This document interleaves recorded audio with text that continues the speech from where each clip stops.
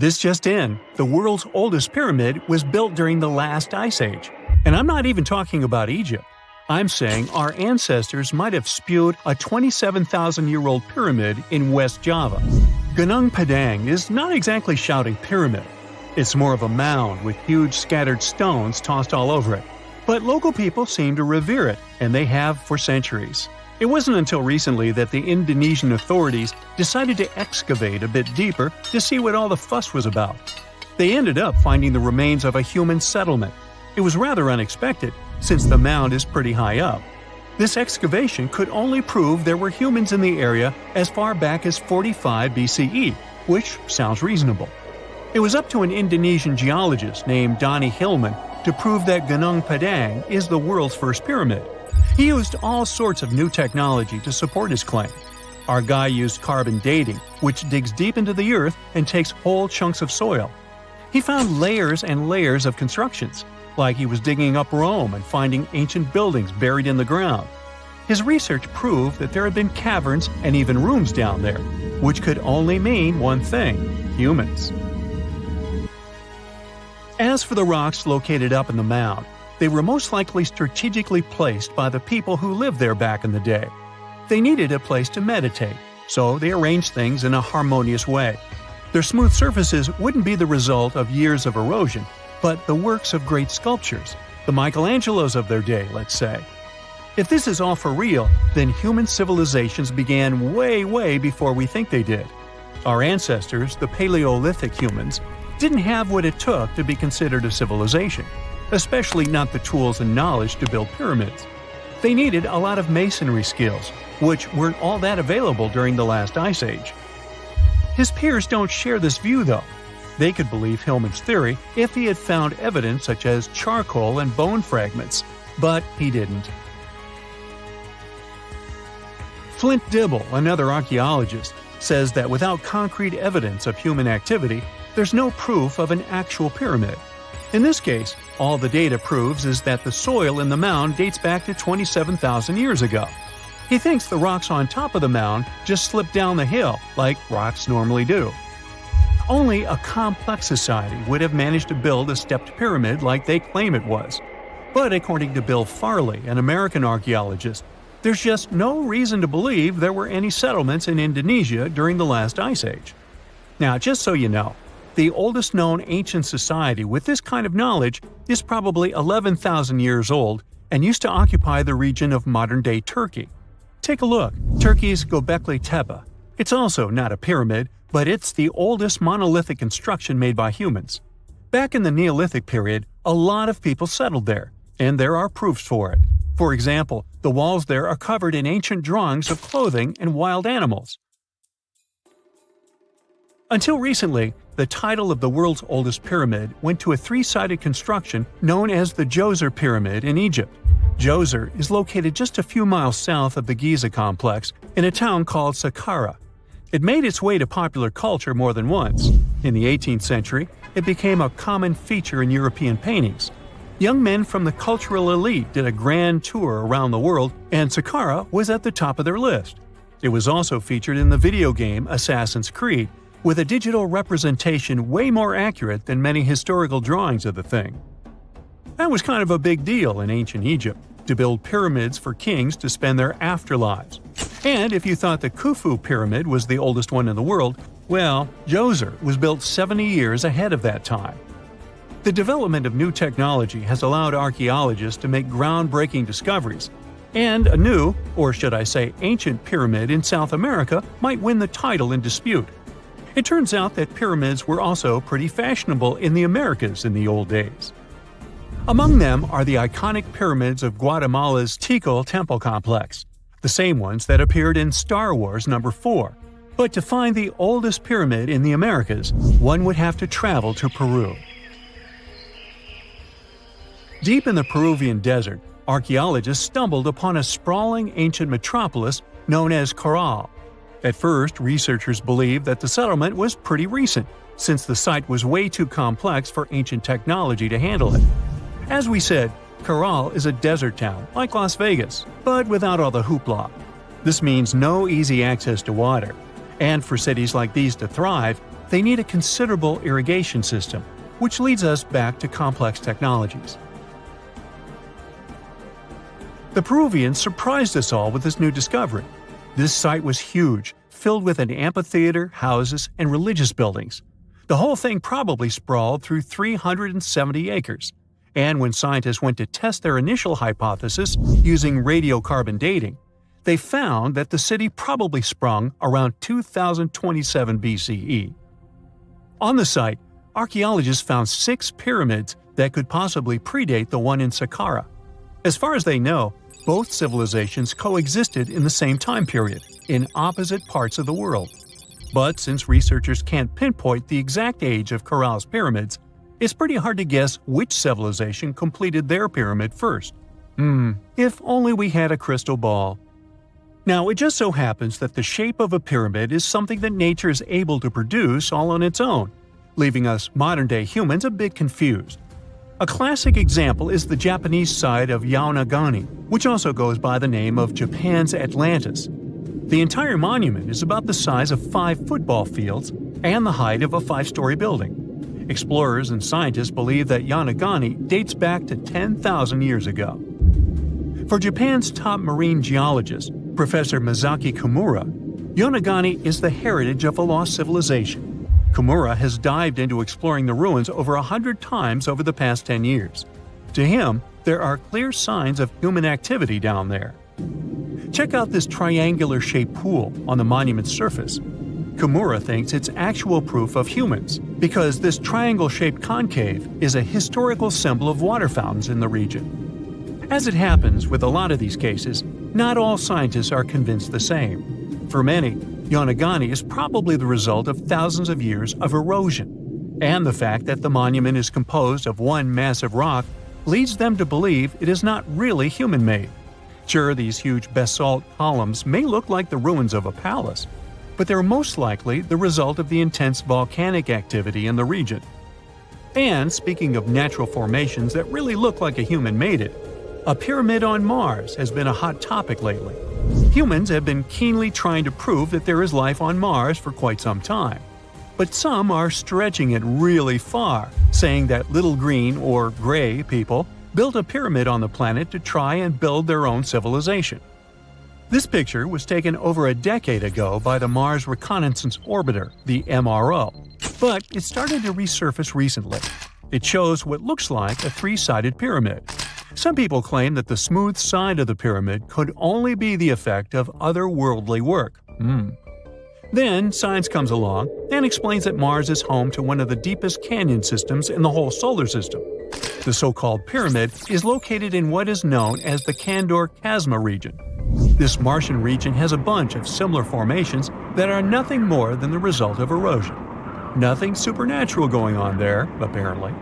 Scientists have discovered a never-before-seen pyramid immersed in the sands of Judea. After a little digging, they discovered that it held treasures that had been untouched for over 2 millennia and historical secrets that we can only now access.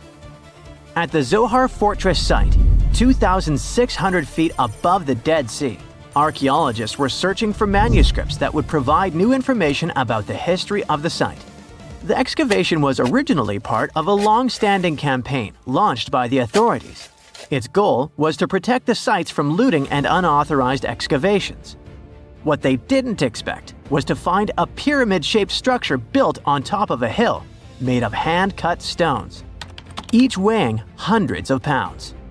At first, the experts thought it was just a tomb, but they soon noticed the shape of the original walls and understood that the mound was a construction. They immediately realized that someone had dug into the top of the structure, probably looters who had spotted something valuable there. Luckily, most of the structure was still buried in sand, so the most valuable finds were hidden from sight. In the first week of excavation, volunteers found fragments of papyrus, bronze vases, and even ancient furniture, which were exceptionally well preserved. The desert climate had been a great ally in preserving those artifacts over the millennia. With little humidity in the air, mold cannot form. So, organic materials such as wood and fibers are protected from cracking and deformation. Hypotheses suggested that the pyramid had been built during the First Temple period. However, new discoveries have shown that it's more recent, from the Hellenistic period. Considering this and the fact that the structure dates back 2,200 years, it's believed that it probably appeared shortly after the death of Alexander the Great, the famous ancient Greek king of Macedonia. At that time, his generals divided the former Seleucid Empire. Ptolemy took control of Egypt and the surrounding regions, including the Dead Sea area, while Seleucus took control of the north, which is now part of the Middle East. It's still not known for sure whether the pyramid was built under the rule of the Ptolemaics or the Seleucids. Both Ptolemaic coins and coins from the Seleucid kingdom have been found at the site. Even so, many scholars believe it was built when the region was under Ptolemaic control. Evidence also suggests that the building, despite its longevity, collapsed at some point. But that's not why it was abandoned by the ancient Egyptians, which begs the question of what purpose it was built for. Some believe it was used as a tomb due to its picturesque location on top of a hill. Others believed it may have served as a historical monument. However, one of the strongest theories is that the pyramid was a guard tower, protecting an important trade route along which salt and bitumen resources from the Dead Sea were transported to coastal ports. They also believe it may have been used by Ptolemaic officials to collect taxes from travelers. It would be something equivalent to our modern-day toll booths, or even port inspection agencies. Although the contents of the papyrus documents remain a mystery, it seems very likely they were written using the Greek alphabet, and some experts believe that they may have been tax documents, which would make perfect sense, given the theory that the pyramid was a guard tower. The team calls it a fascinating historical mystery that the dig is helping to unravel, but the find is just a grain of sand in an entire desert. The dig is part of a larger project that's been going on for a long time. And in the last 8 years alone, it has scanned 111 miles of desert cliffs and identified approximately 900 caves within that radius. Using rappelling equipment, advanced technology, and specialized documentation methods, archaeologists discovered thousands of rare items, such as hidden scrolls, woodworking tools, carpets, leather goods, and even treasures. For them, the Judean desert is an ancient vault just waiting to be opened to reveal its secrets. A few years before they found the mysterious pyramid, they discovered a cave that had served as a refuge for Jewish rebels almost 1,900 years ago. The site was about 262 feet from the top of a cliff, and because of its difficult access, it hadn't been explored yet. Inside, they found previously unpublished fragments of the Dead Sea Scrolls that contained religious passages written in Greek. 11 lines of text were reconstructed thanks to the good condition of the papyri. So, scientists were able to identify their etymological content. Probably the best thing, there was no problem with preservation. Thanks to the dry and hot conditions of the desert, the artifacts were in impeccable condition. And there were other historical treasures there. The teams found rare coins, a partially mummified skeleton over 6,000 years old, with skin, tendons, and even strands of hair. There was also a giant basket made of plant fibers, considered the oldest in the world, more than 10,000 years old. With a capacity of up to 26 gallons, it was made about 1,000 years before the invention of ceramics. Speaking of historical treasures, there's another one that has caught the attention of the scientific community. A small piece of fabric that is around 3,800 years old. But it's more than just simple fabric. Dyed with the rare scarlet paint mentioned many times in ancient religious texts, this find is the oldest known evidence of fabric painted with a dye made from insects known as scarlet worms. This is where the intense red hue comes from. It was a highly valued color, like royal blue and purple, because those insects lived in oak trees and could only be harvested for a short period during the year. So, those dyes were reserved for sacred fabrics, such as priests' clothes, marking status and religious importance. And although this discovery had great significance for archaeology, its size was actually tiny, measuring less than 1 inch. The fragment was discovered in 2016 during excavations in the so-called Cave of Skulls, but it's not known exactly how this fabric got there. According to experts, it's evidence that people knew how to dye wool fibers already 3,800 years ago or so. It also provides us with proof that the ancient textile industry already used animals at about the same time people began to create written sources. Fabrics painted using this type of dye were recorded in more recent periods. But what makes this piece really special is the fact that it is much older than any other. Another important discovery was made in 1980, when scientists found a seed that was over 1,000 years old, which turned into a mysterious tree named Sheba. They spent 14 years cultivating this plant, which is now about 10 feet tall, only to discover later that it could belong to an extinct lineage of trees that had grown in the region. The seed dates back to a period between 993 and 1202 CE, and they believe that Sheba may be a biblical tree commonly associated with healing.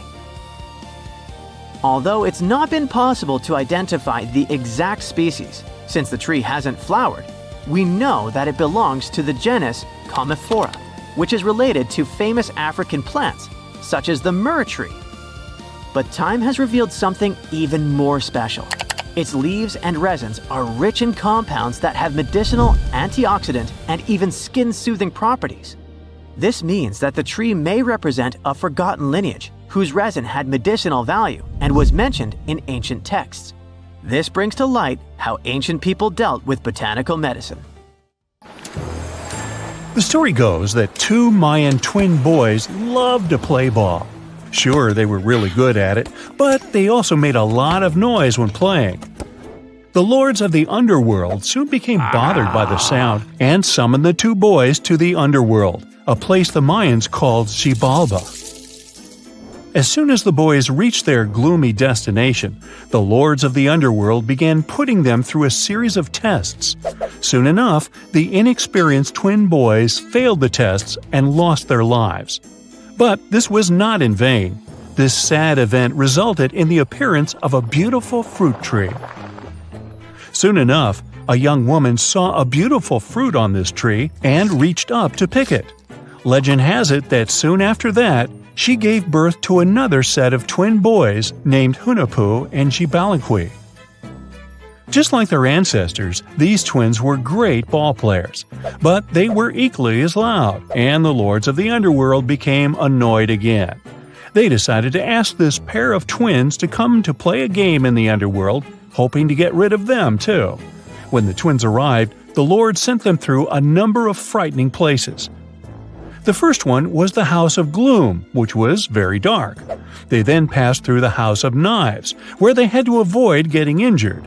The twins then built a fire in the House of Cold, so that they didn't freeze, and ran through the House of Jaguars, where they tricked the animals into not eating them. Finally, they entered the House of Bats, where they seemed to have lost their luck. One of the bats managed to run off with Hunahpu's head. The lords then challenged the twins to play ball with them, but the boys were clearly at a disadvantage. Xibalba placed a turtle on Hunahpu's shoulders to make up for his lost head, and they began playing.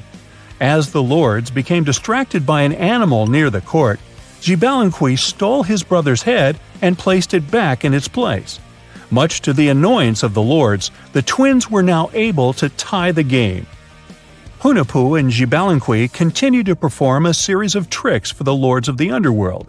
One of them involved Xibalba injuring Hunahpu and then bringing him back to life. The lords were so impressed by the twins' performance that they asked them to do the same trick on them. Of course, the twins agreed, but after performing their trick on some of the lords, they refused to revive them. Seeing what had happened, the lords of the underworld admitted defeat and begged for their lives, promising not to intervene in the lives of people ever again. Hunahpu and Xibalba were happy to have avenged their ancestors and gained the respect of the lords. Legend has it that the lords of heaven were so impressed by the twins that they took them to live in the sky by turning them into the moon and the sun. The Maya civilization was one of the most dominant indigenous societies in history, and their folklore and traditions are still discovered and studied today. They used to live in a territory called Mesoamerica, It was made up of modern-day Mexico and parts of Central America like Guatemala, Belize, Honduras, Yucatan Peninsula, and El Salvador. They lived from 1800 to 900 BCE and up to 900 to 1500 CE. Apart from their impressive legends, the Maya were very skilled inventors.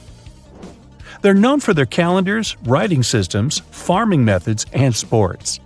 Their writing, for example, was found preserved on buildings and stone monuments, as well as in rare books and pottery. It's a system made out of more than 800 hieroglyphics in various combinations. Each of those signs was said to represent a syllable. Their writing system was deciphered by accident by Tatiana Proskorakov, an American woman who initially studied to be an architect.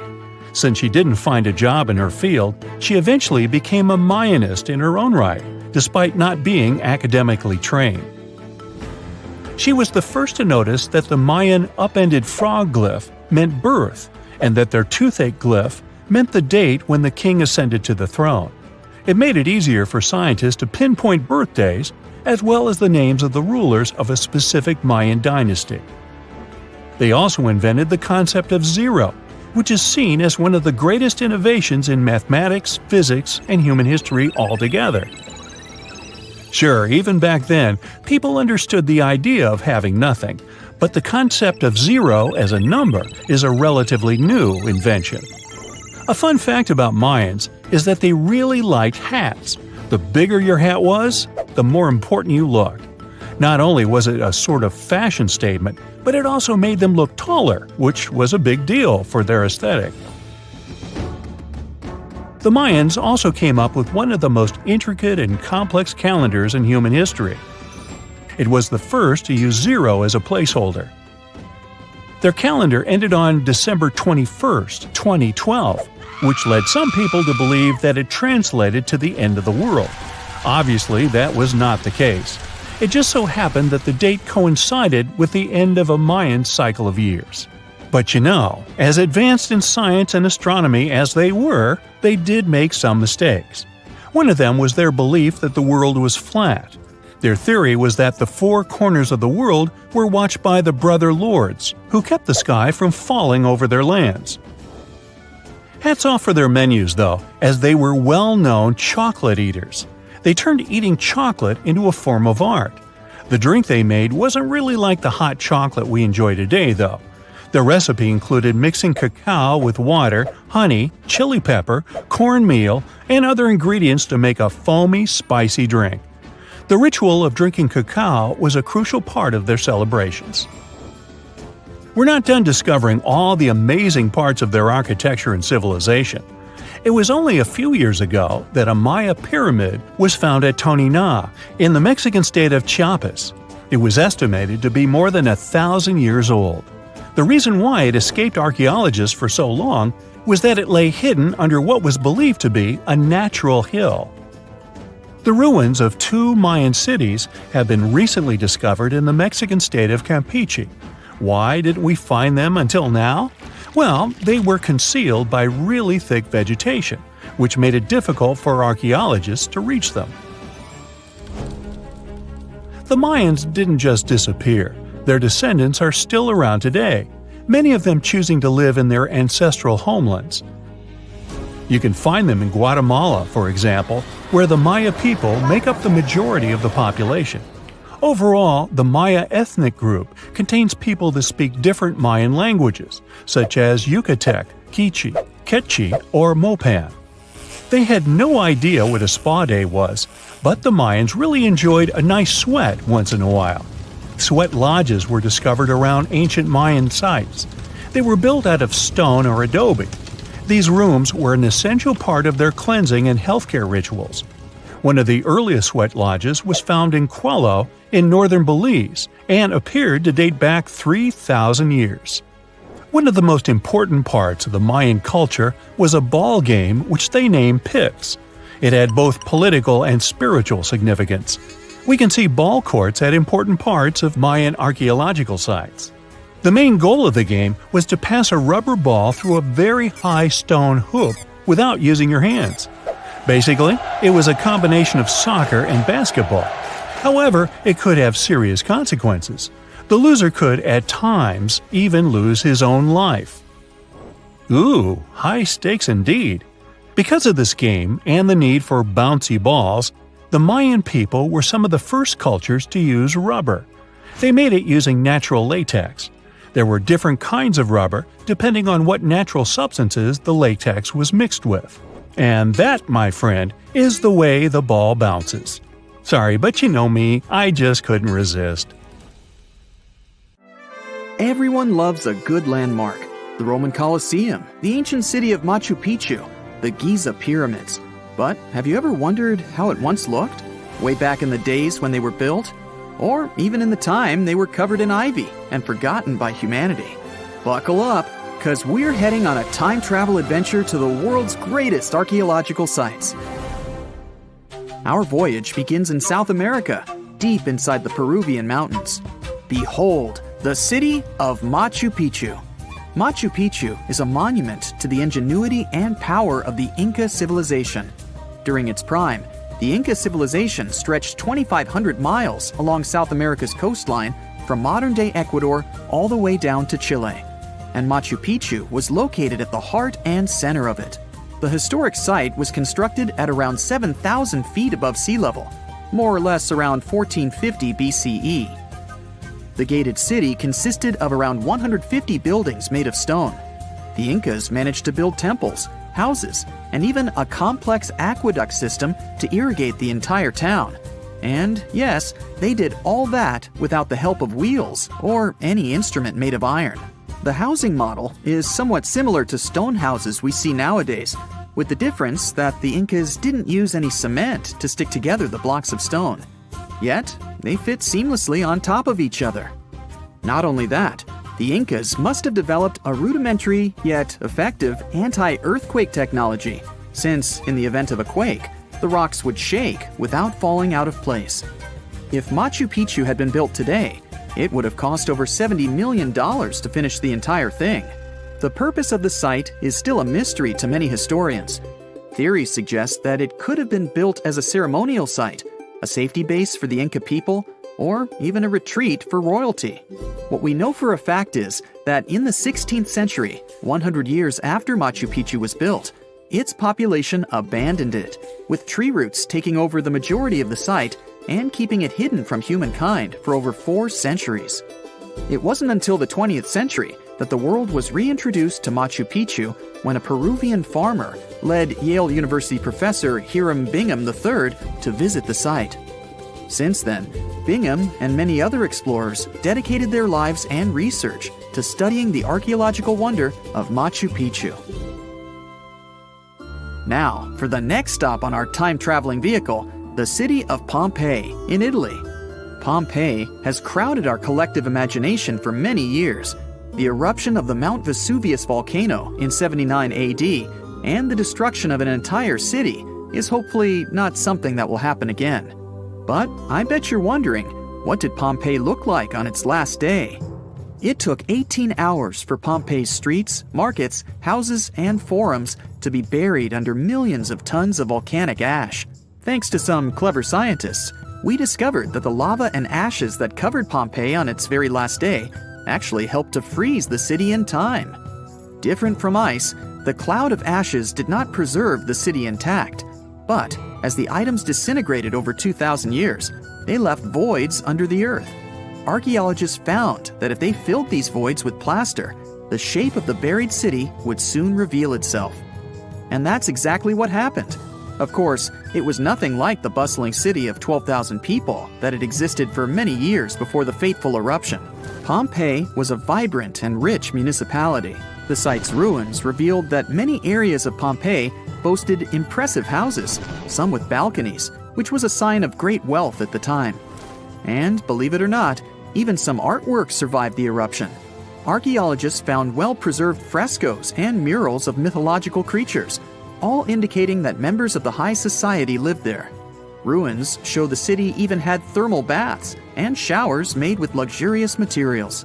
Oh, and apparently, the people of Pompeii had amazing teeth. Yes, archaeologists could see even that tiny level of detail from the plaster molds they recovered from underground. Still in the Italian territory, we find one of the world's biggest tourist attractions, the Roman Colosseum. It was built as an amphitheater during the reign of Emperor Vespasian around 70 AD. It wasn't until 80 AD that Vespasian's son, Emperor Titus, inaugurated the Colosseum. The monument was something to behold, with 157-foot-tall walls, over 80 entrances, and the capacity to host 87,000 people. All social classes and groups were welcome at the Colosseum, and this partly explains why it flourished for so many centuries. During the decline of the Roman Empire, around the 6th century AD, the Colosseum started being neglected and abandoned. The monument was looted, and some of its columns and stones were used to build infrastructure elsewhere.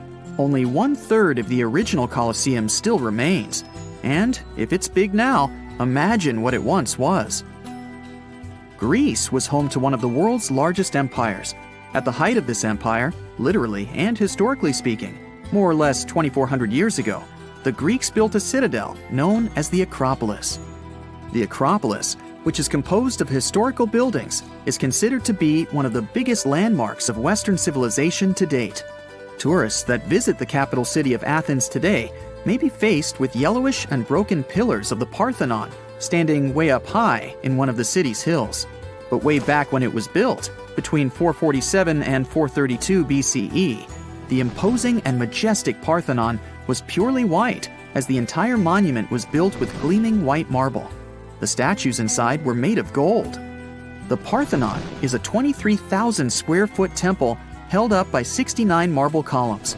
The largest blocks of marble are massive, weighing around 10 tons each. And the most surprising fact is that the marble didn't come from Athens, but from a nearby site that stood 10 miles from the Acropolis, known as Mount Pentelicon. Historians intrigued by where the primary material for building the Acropolis came from found tiny and big blocks of marble all scattered around the floor of Mount Pentelicon. There was also a paved road that the Greeks had built to carry the rocks around. But perhaps the most impacting monument of all times is located at the heart of the Middle East, outside the Egyptian city of Cairo. The pyramids are considered one of the 7 wonders of the ancient world. The Giza Pyramid Complex was built as a tomb for the pharaoh Khufu around 4,500 years ago. Between 20,000 to 30,000 people took part in the construction process. It's composed of 3 pyramids. The massive monument is made out of approximately 8,000 tons of granite and over 550,000 tons of mortar, which gives it the appearance it has today.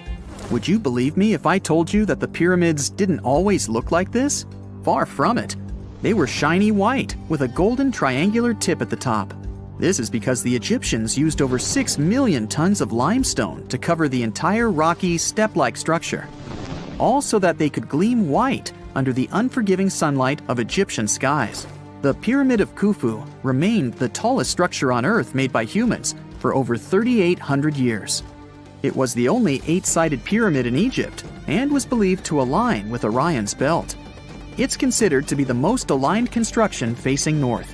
In 1979, it was inscribed on the UNESCO World Heritage List. Let's head on down to the Indian city of Agra to quickly visit the Taj Mahal. You may know it as the Taj, but it can also be called by its more endearing name, a teardrop in the cheek of time. The Taj took over 22 years to build and was commissioned in 1632 by Mughal Emperor Shah Jahan as a declaration of love for his third and favorite wife, Mumtaz Mahal. It was made with ivory white marble, and amazingly, due to tight conservation, it still remains very similar to what it was when it was built. I think all this talk of landmarks got me thirsty for some traveling. What about you? Tell us in the comments below if you've ever visited some of these sites, or which interesting landmarks you'd add to this video. Imagine you could spend an entire week scanning ancient ruins and taking photographs of the world's most surreal archaeological sites. Would you be up for it? So, let's do some digging. The first stop on your busy itinerary is Southeast Asia. It's home to some pretty cool ruins. You start in Bagan, located in the hinterlands of Myanmar. There are many ways to visit the site, and you're glad you've booked 2 different experiences. The first one is a hot air balloon trip at sunrise. Right before dawn, you board the balloon, and as soon as the sun starts to appear on the horizon, you begin your flight over the marvelous area. As the sun rises, it glistens on more than 2,000 conic-shaped golden structures. The hot air balloon ride is quick, but it gives you unparalleled views of all the 40 miles over which the site sprawls. Back on land, you rent a bicycle and roam the village of ruins. Some of them are open and allow you to peep inside. These magnificent ruins were built between the 11th and 13th century CE and were mainly places of worship. There were originally over 10,000 buildings, but they were gradually deteriorating over time due to earthquakes. Thankfully, the site became a UNESCO World Heritage Site back in 2015 and has since been preserved. Up next, you catch a flight to Cambodia. You take some time to visit Angkor, the world-famous archaeological site nestled deep within the jungle. Good thing you've brought bug spray with you. The city of Angkor was once the capital of the Khmer Empire from the 9th to 15th century. FYI, the word Angkor means capital city in the Khmer language. The city was founded by King Yasovarman I, and it became one of the largest cities in the pre-industrial world. Researchers say nearly 1 million people live there. Until today, Angkor is admired for its stunning architecture. The Khmer style is recognized in the use of huge blocks of sandstone. The towers are believed to have been once decorated with gold. But today, the site is a maze of vine-covered temples. The city was abandoned in 1431 and wasn't rediscovered until the 1840s.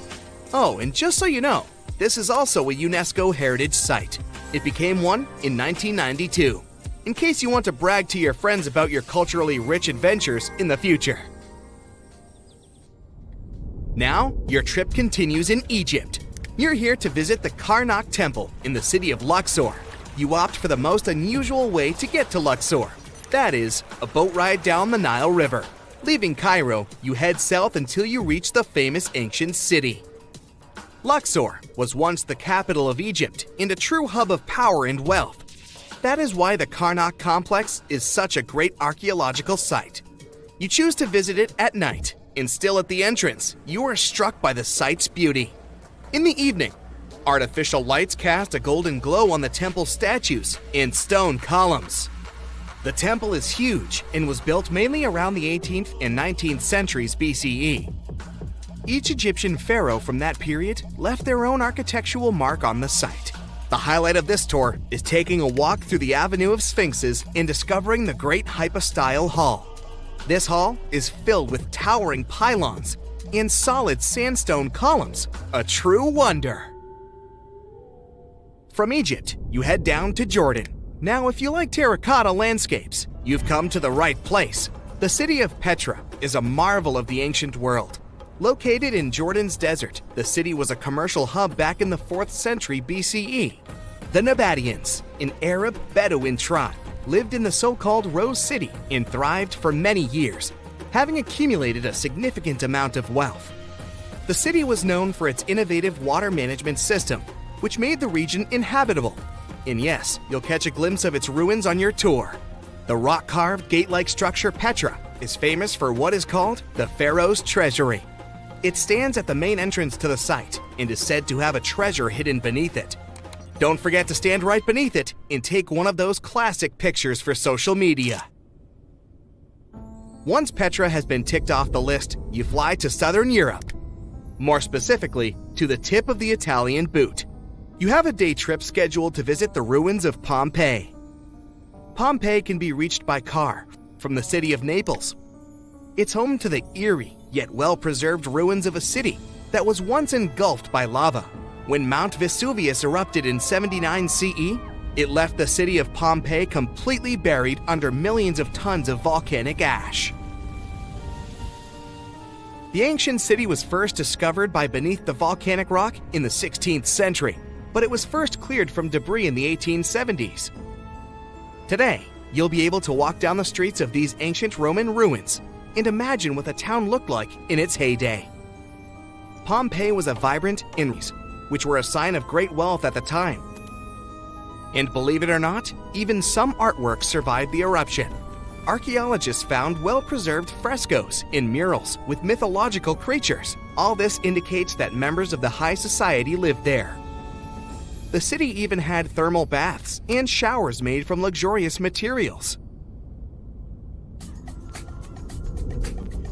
While you're still in Europe, you'll hop over to visit the iconic Stonehenge. It's a perfect day trip if you stay in the city of London, just a short train journey away. Stonehenge dots the Salisbury Plain in Wiltshire, England, and is one of the world's most recognized ancient ruins. More than 5,000 years old, these curious stone rings are some of the oldest stone structures on the planet. Created out of sandstone, they are shrouded in misery. Who built them and why is still largely unknown. Popular theories claim that Stonehenge was used as a great solar calendar, built to help people keep track of days, weeks, and months. Talk about hard work to create a mere calendar, huh? In the final leg of your trip, we'll take you to explore the Southern Americas. In Guatemala, in Central America, you'll find ancient Mayan ruins. The lost city of Tikal is a city made of 3,000 buildings, the remains of the capital of the Mayan Empire. You can compare its importance to such cities as London or New York today. The North Acropolis is Tikal's most ancient complex of monuments.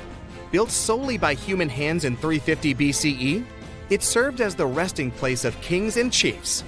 Back in the day, the step pyramid temples were painted a beautiful red. Mayans loved that color. Today, of course, you'll only see the limestone. You might wonder what made such a great city turn into ruins. Well, archaeologists have no clue about the cause of Tikal's decline. Until today, this question remains unanswered. Was it a drought? Disease? Maybe we'll never know. Are you in the mood for some Mayan ruins? Chichen Itza is an archaeological site with the best preserved pyramids on Earth. Located in Mexico's Yucatan state, this Mayan city is well over 1,500 years old. At its peak, it was home to 35,000 people. The site covers 1.9 square miles and has many ruins spread throughout it. A highlight is El Castilla, a tremendous step temple, rising 80 feet above the ground. Its most peculiar feature is that it has 91 steps on each of its 4 sides, including the upper platform, which makes for 365 steps, the same as the number of days in the solar year. Phew, what an intense trip! Time to head home now and soak it all in. See you next time! Imagine working 7 days a week on a large-scale construction site. You, along with thousands of others, carry millions of stone blocks and put them on top of each other according to a complex system. You work without modern construction equipment. You have no air conditioning or constant access to water. It's so hot outside that you can fry eggs on the road. You've been building the pyramid for decades, and now, when it's finally done, you enjoy the result of the colossal work of thousands of people. You're looking at a giant cultural monument of global value that will freeze in time and amaze people for tens of thousands of years. A few thousand years have passed. People in the 21st century see the pyramids and are like, wow, I can't believe humans have built this. Yeah, the people who built the pyramids wouldn't have appreciated such a theory.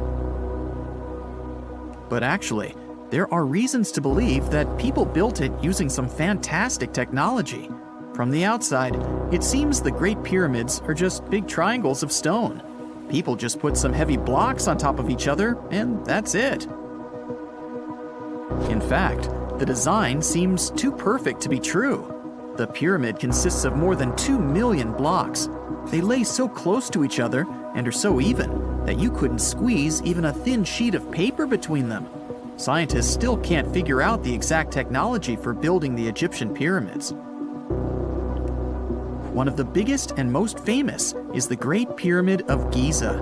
This huge construction, well known all over the world, has one big secret.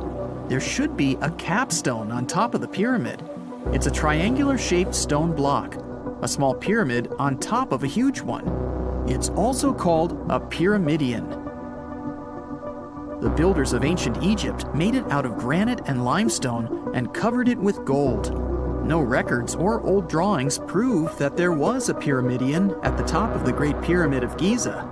But there's another ancient Egyptian structure with such a triangle, the Red Pyramid. It was built before the Great One, and its capstone has survived to this day.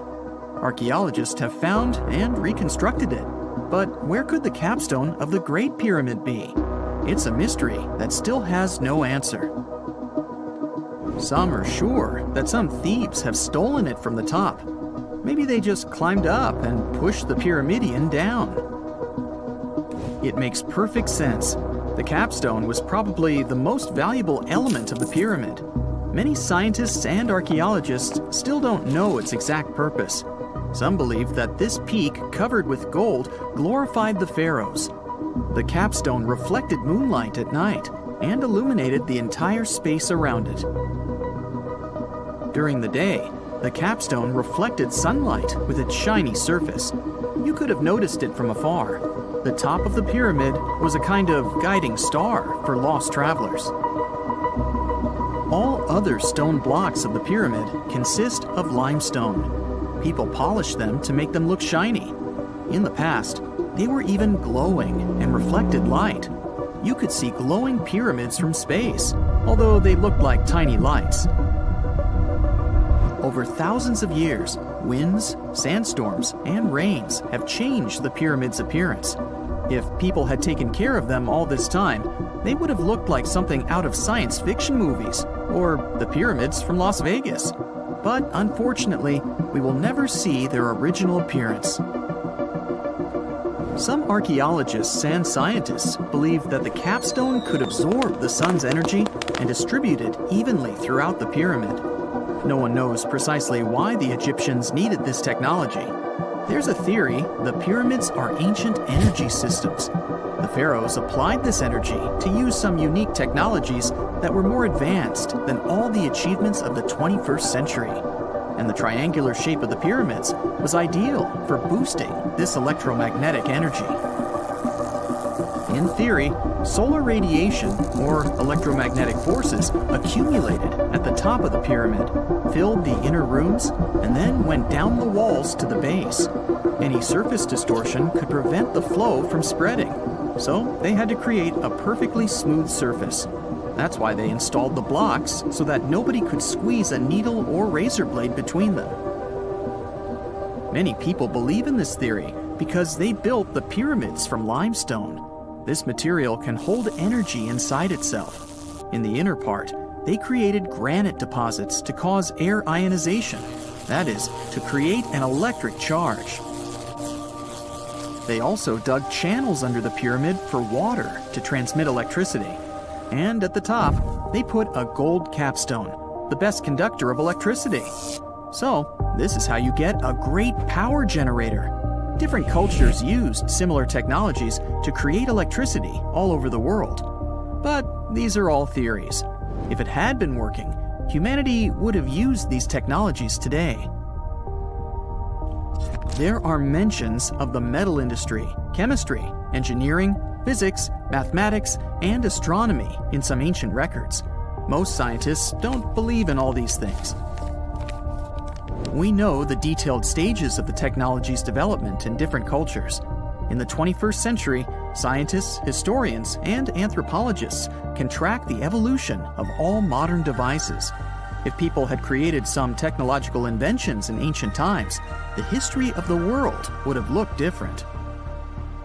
Perhaps all the achievements of antiquity could have been wiped off the face of the earth by global cataclysms. And it can happen to us. Just imagine how people would dig up a laptop in 5,000 years. Perhaps they wouldn't understand what kind of device it is. Another Egyptian wonder surrounded by mystery is the statue of the Sphinx. The Egyptians carved it out of a single massive piece of limestone about 4.5 thousand years ago. But scientists still don't know the exact date of its construction or who built it. people painted the Sphinx in different colors, so it looked much brighter and more vivid in the distant past. It was shining just like the Great Pyramids. Anyway, time hasn't only changed its appearance, but its name too. Initially, the Egyptians called it Hor-Mekhet. The Greeks renamed it the Sphinx about a few hundred years after it had been built. The Sphinx emphasized the greatness of the rulers of Egypt. It also performed a symbolic function of a watchdog guarding the tomb of the pharaoh and the paths leading to it. This version sounds realistic, since archaeologists have discovered many secret entrances at the foot of the Sphinx. Perhaps these rooms and intricate tunnels lead to underground halls with treasures. And treasures don't always mean gold and jewelry. According to legends and theories, the Sphinx guards the Hall of Records, the storage of all humankind's knowledge. The information about the ancient mythical state of Atlantis could be there. You can find many detailed maps of the internal dungeons of the Sphinx on the internet. They show structures 12 stories deep under the statue. It looks like a small city filled with gold, scrolls of knowledge, and various ancient artifacts. But don't believe all these maps. These are just theories. Several thousand years have passed, but people have very little information about it. Archaeologists know that there are still many strange and exciting things about the Sphinx that are still undiscovered. Some locals are afraid to research because they believe they can awaken something terrible from the underground depths. Therefore, it's mostly scientists from other countries who conduct the excavations. In 1998, scientists discovered strange tunnels leading to empty rooms under the Sphinx. They realized that some people tried to get there through tunnels in the past, and maybe those people took all the treasures that were there. One of the legends says that some powerful artifact lays beneath the Sphinx. Its technology can change the whole world, but the locals are hiding it because it can damage the planet. Some believe that you can find evidence of unknown technologies painted on the granite walls in the pharaoh's tombs. But most likely, these paintings and signs tell us the myths and legends of ancient Egypt. But what if Egyptian symbols and drawings are detailed instructions for using ancient technologies? What if the locals that lived at that time thought, people in the future won't be able to get energy themselves. Let's leave some detailed instructions for them. Anyway, there are many riddles and theories. In reality, the search for answers is a dangerous undertaking, since it's not easy to get into the underground halls. Excavations can ruin the structure of the entire Sphinx. Any person inside the tunnels may get lost and never be able to find their way back. Besides, it costs a lot of money. Now, what would be awesome is if people could invent some device that could scan underground areas and show their detailed models. Ever since Plato wrote about the allegory of Atlantis, humanity has been fascinated with the possibility of the discovery of a thriving underwater civilization. Fancy joining me on a trip to a few historic underwater sites? Let's see what we can find out about ancient civilizations. The first one on our list is what is being called the underwater Stonehenge. Scientists have recently discovered a mysterious pile of cairns that stretch for miles under the shimmering waters of Lake Constance at the borders of Switzerland, Germany, and Austria. Archaeologists began to explore the site back in 2015, and they haven't been able to understand yet what it was actually used for. What they do know is that there is a 12-mile line of 170 human-made stone cairns under Lake Constance. Scientists say this was most likely the result of a combined work of several villages. The cairn site was probably used for some collective purpose. The formations are huge. Some of them are several dozen feet wide. The most amazing discovery so far is that the site dates back to around 5,500 years ago. Now, what were we humans doing back then? We were living in the prime years of the so-called Stone Age. We were beginning to make artifacts from stone and use them to hunt and eat. Can you imagine what a knife and fork might have looked like back in those days? It's no coincidence that scientists call this site the underwater Stonehenge, though. Both sites are believed to have been built around the same period of time. You see, Stonehenge dates back to around 3100 BCE. Both sites carry the distinct characteristic of stone monuments built in a circle. Not to mention the fact that scientists also haven't figured out why on earth our early ancestors would feel the need to build a monument such as Stonehenge. Well, the mystery of Lake Constance hasn't been solved yet. Who were the Neolithic people from this area? And for what purpose did they go through such an amount of work and effort to build this huge stone site? Next, we're taking you on a tour of the Ryukyu Islands just off the coast of Japan. You're diving deep down to an archaeological site.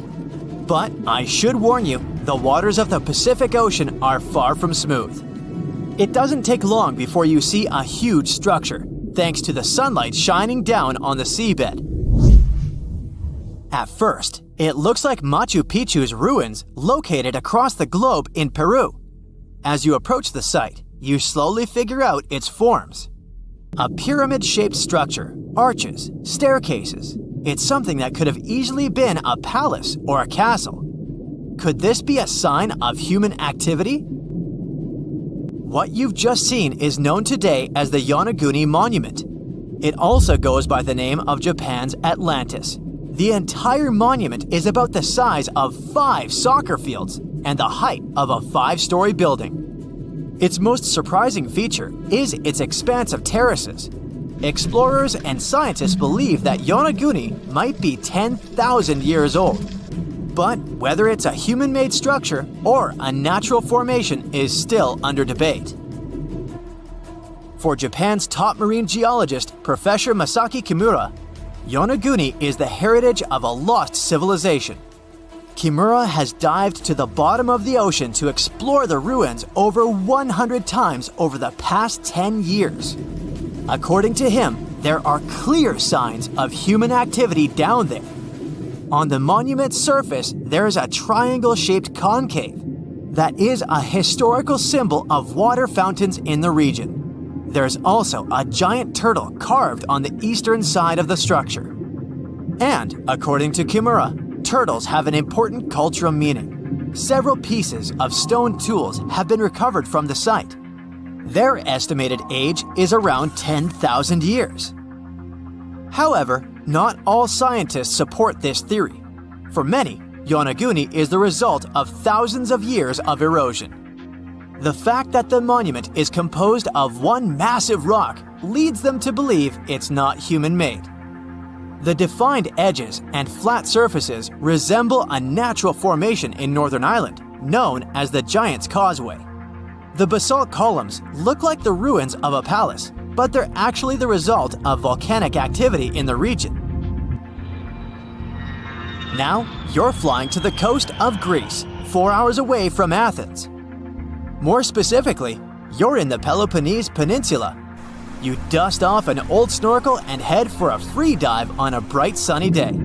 Sometime into the dive, you start noticing patterns on a seabed. 13 feet below the surface, outlines of familiar objects start to appear, one by one. As you continue swimming, what looks like the outline of an entire city emerges in front of your eyes. Are you wondering how water could have taken the whole city?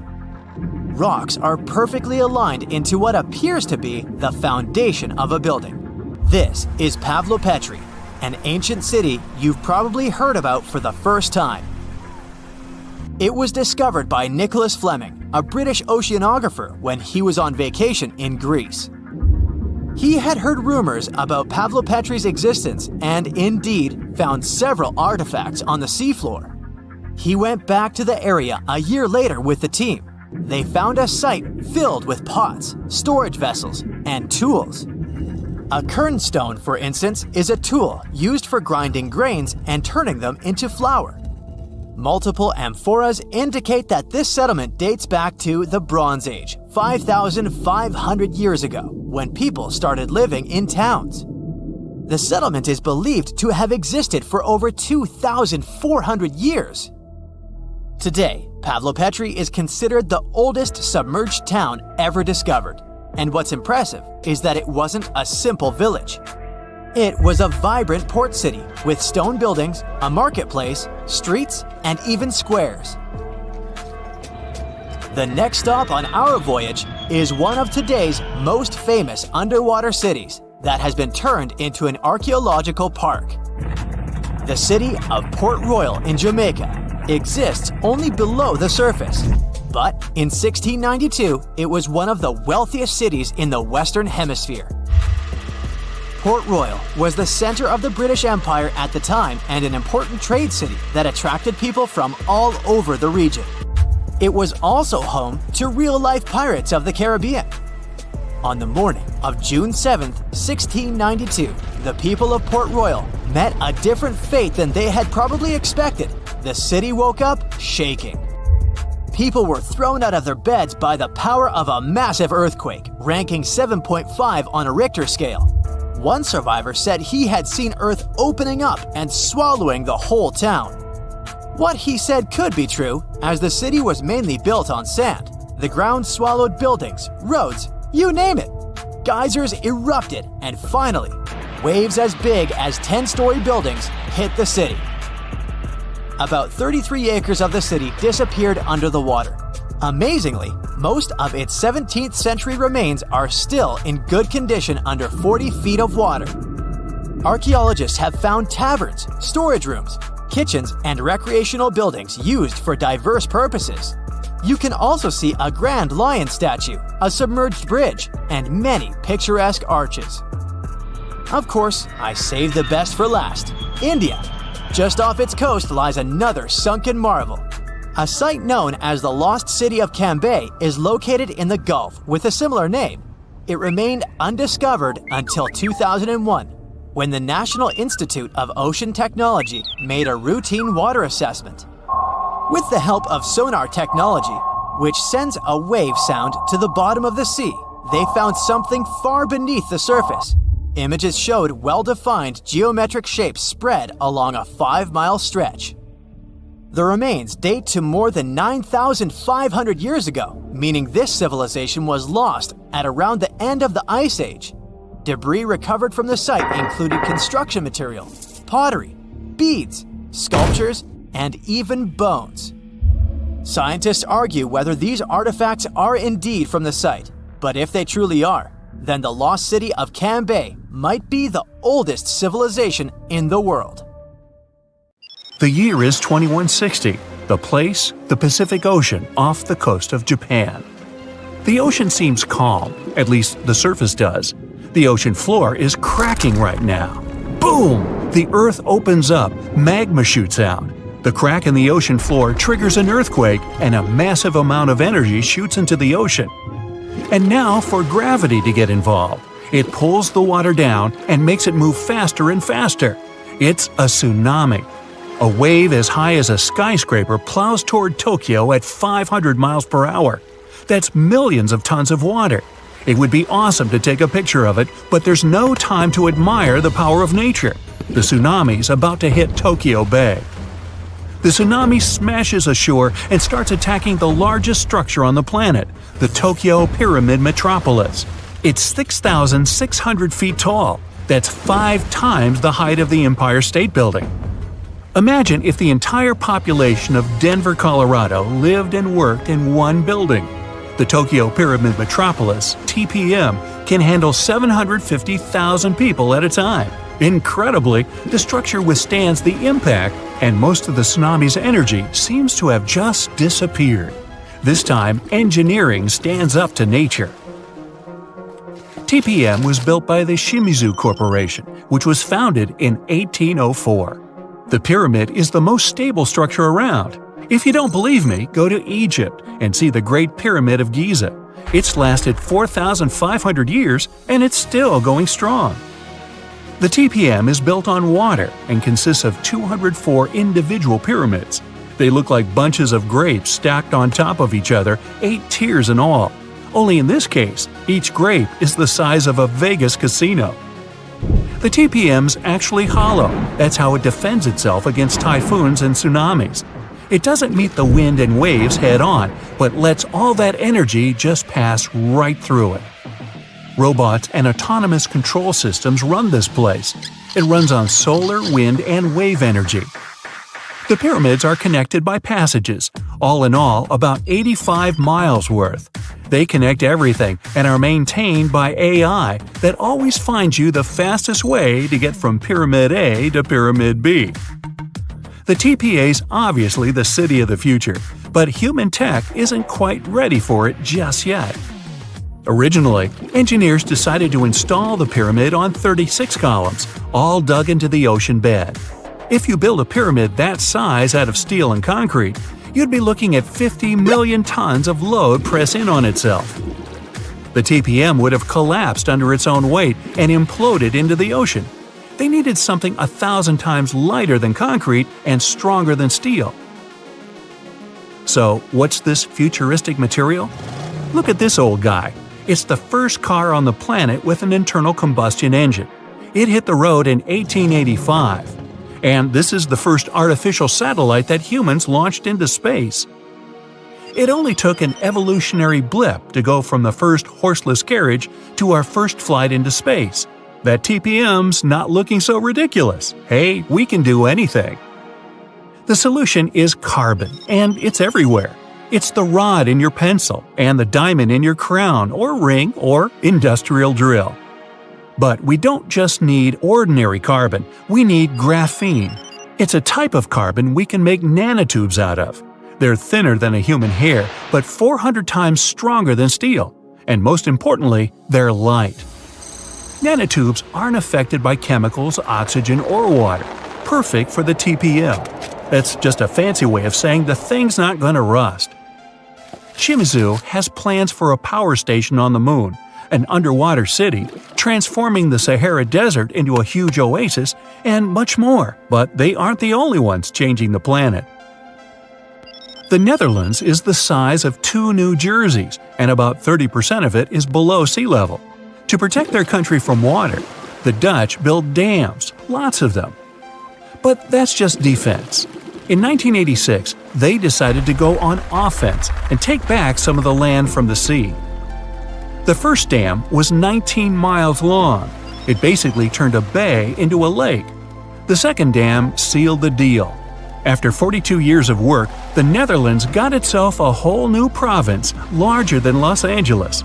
Humans have done the same thing all over the world, like in Hong Kong, the Philippines, Italy. Hey, take that, water! What about building stuff on land that's already land? Before NASA's missions to Mars, the most expensive project in history was the construction of the interstate highway system in the United States. It took about 35 years to finish. In today's money, it cost about $530 billion. All that cash bought 46,000 miles of road. That's almost 2 times around the globe. There are over 270 million vehicles in the US, more than Japan, Brazil, India, and Germany combined. But in terms of sheer effort, the roads of Rome were way more impressive. Over 2,000 years before the first automobile, the Romans built a huge network of roads, 50,000 miles long. They connected Ireland with Egypt and Turkey with Spain. The roads were pretty safe, and travelers could stay in hotels, dine in cafes, or mail a letter at the nearest post office. Only about 30% of the Earth's surface is land. The world's oceans, rivers, and lakes are full of life, and it seemed like a ridiculous task to catalog everything living in there. But 2,700 scientists from 80 countries decided to team up to do it. The cost? $650 million. Those scientists spent 10 years searching for old and new species. It was one of the biggest science projects ever attempted. They even discovered about 6,000 new species of fish, squid, and algae. The Great Wall of China is huge. 13,000 miles of walls, natural barriers, and trenches. That's about 2 times the distance from Alaska to Australia. They built it over a period of 2,000 years, with no trucks, bulldozers, electricity, just raw people power. Modern China's not exactly dropping the ball. In 2 years, China used more concrete for construction than the US ever did. I mean ever. Roads, cities, airports, everything there is huge. The Three Gorges Dam is definitely the new Great Wall of China. Over 7,600 feet long and 600 feet high. You're looking at 3 times more concrete and steel than the Hoover Dam. It's the largest concrete structure in the world and cost about $37 billion. More than 1 million people had to pack up and move to make way for it. Switzerland has the longest and deepest railway tunnel on the planet. Under the snowy Alps, builders dug 35 miles of tunnels. Every day, 200 freight and passenger trains pass through it. The amount of rock they took out to make the tunnel is about the same as 5 Great Pyramids. The whole thing cost about $12 billion. Egypt's one of the oldest nations on the planet, but now they're building one of the newest cities. It's going to be about the size of Singapore and filled with 6 million lucky people. There's going to be apartments, government buildings, entertainment, even an opera house. Oh, and a park that'll make Central Park look like someone's backyard. When it's finished, it'll be Egypt's new capital. So why bother? Well, by 2050, Cairo's going to have about 40 million people in it. Looks like they'll need more than one new city. The first flights to the moon cost about $280 billion in today's money. But SpaceX isn't letting price get in its way.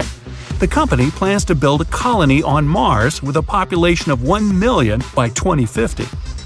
They claim that once the program starts, you'll be able to buy a ticket to Mars for as little as $100,000. But the biggest science project ever is definitely the International Space Station.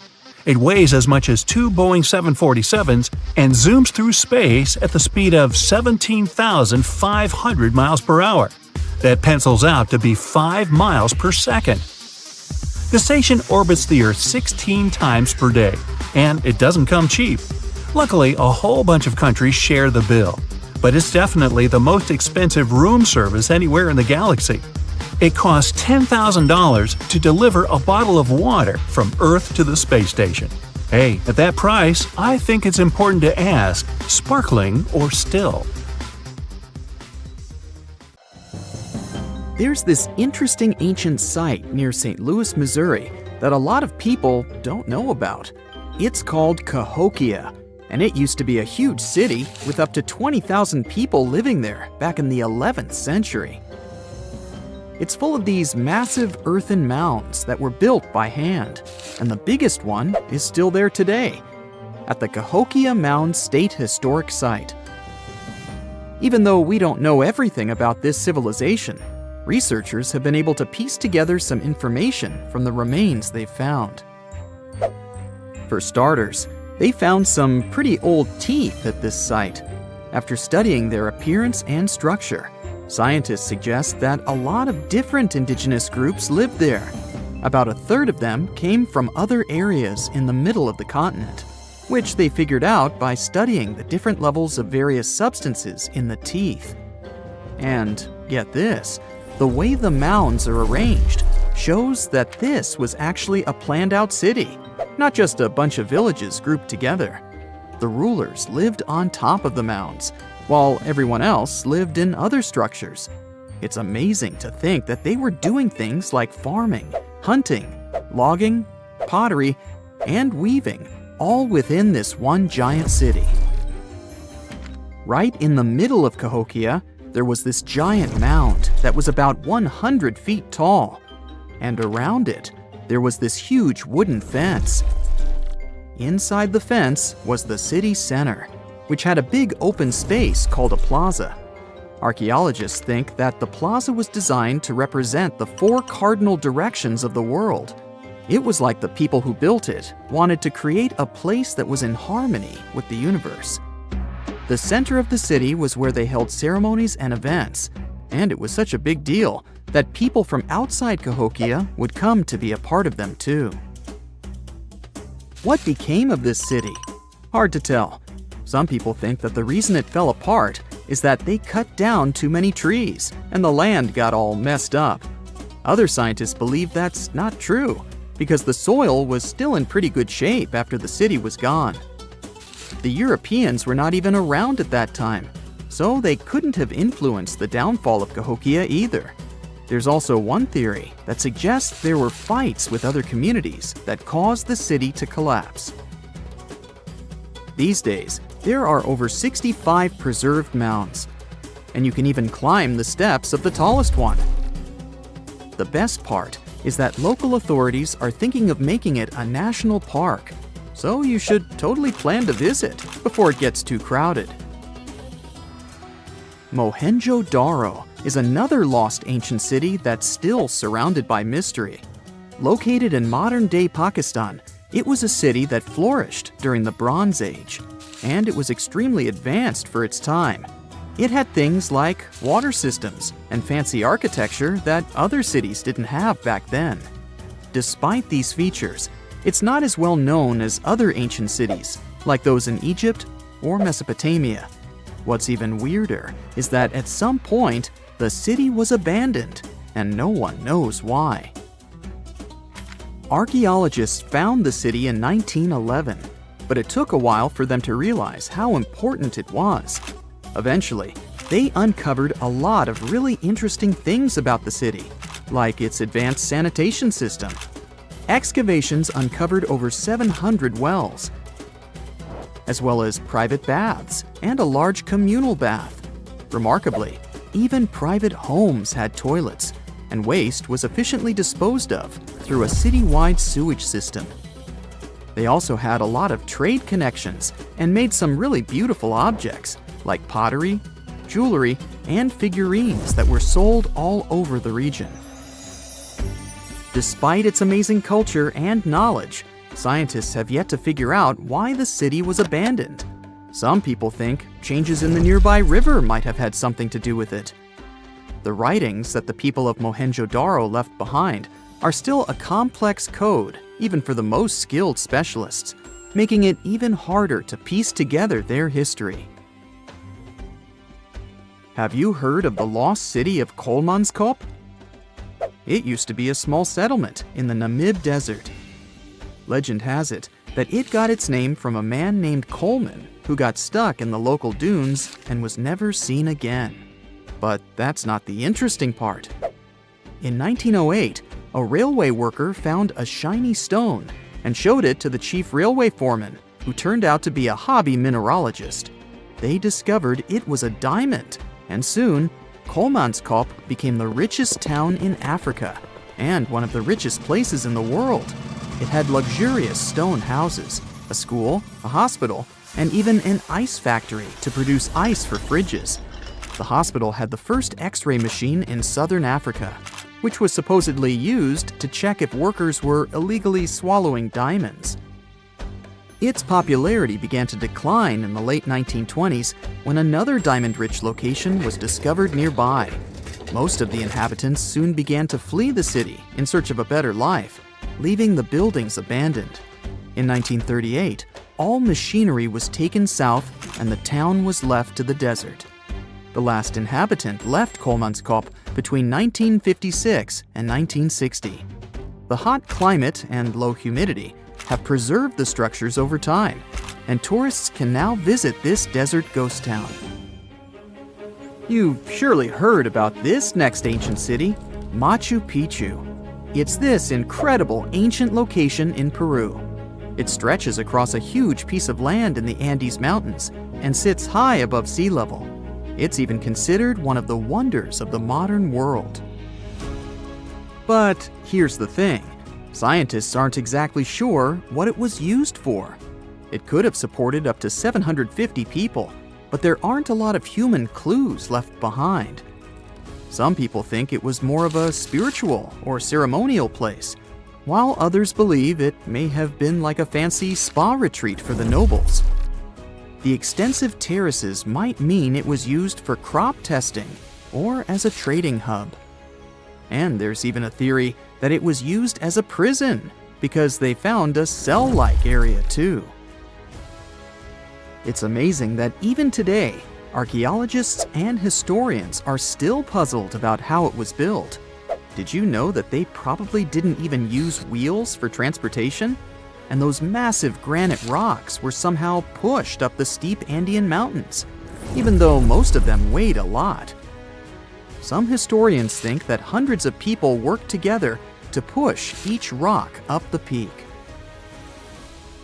The huge stones at Machu Picchu are also so close together that you can't see any cracks between them. It's pretty cool because it also makes the area safe during earthquakes, which is important since Peru is a shaky country. But how did the stones stay put during all those quakes? They actually move a little bit, but then they go back to their original spot, almost like they're dancing. Some people think wet wooden wedges were used to keep them in place, but that doesn't really add up, considering how big the structures are. Locals back then also seem to have built Machu Picchu without using any pack animals or iron tools. They had to sculpt and put everything together using mostly their hands. Plus, the citadel is built on a fault, so they had to move a bunch of stone and earth to make it flat.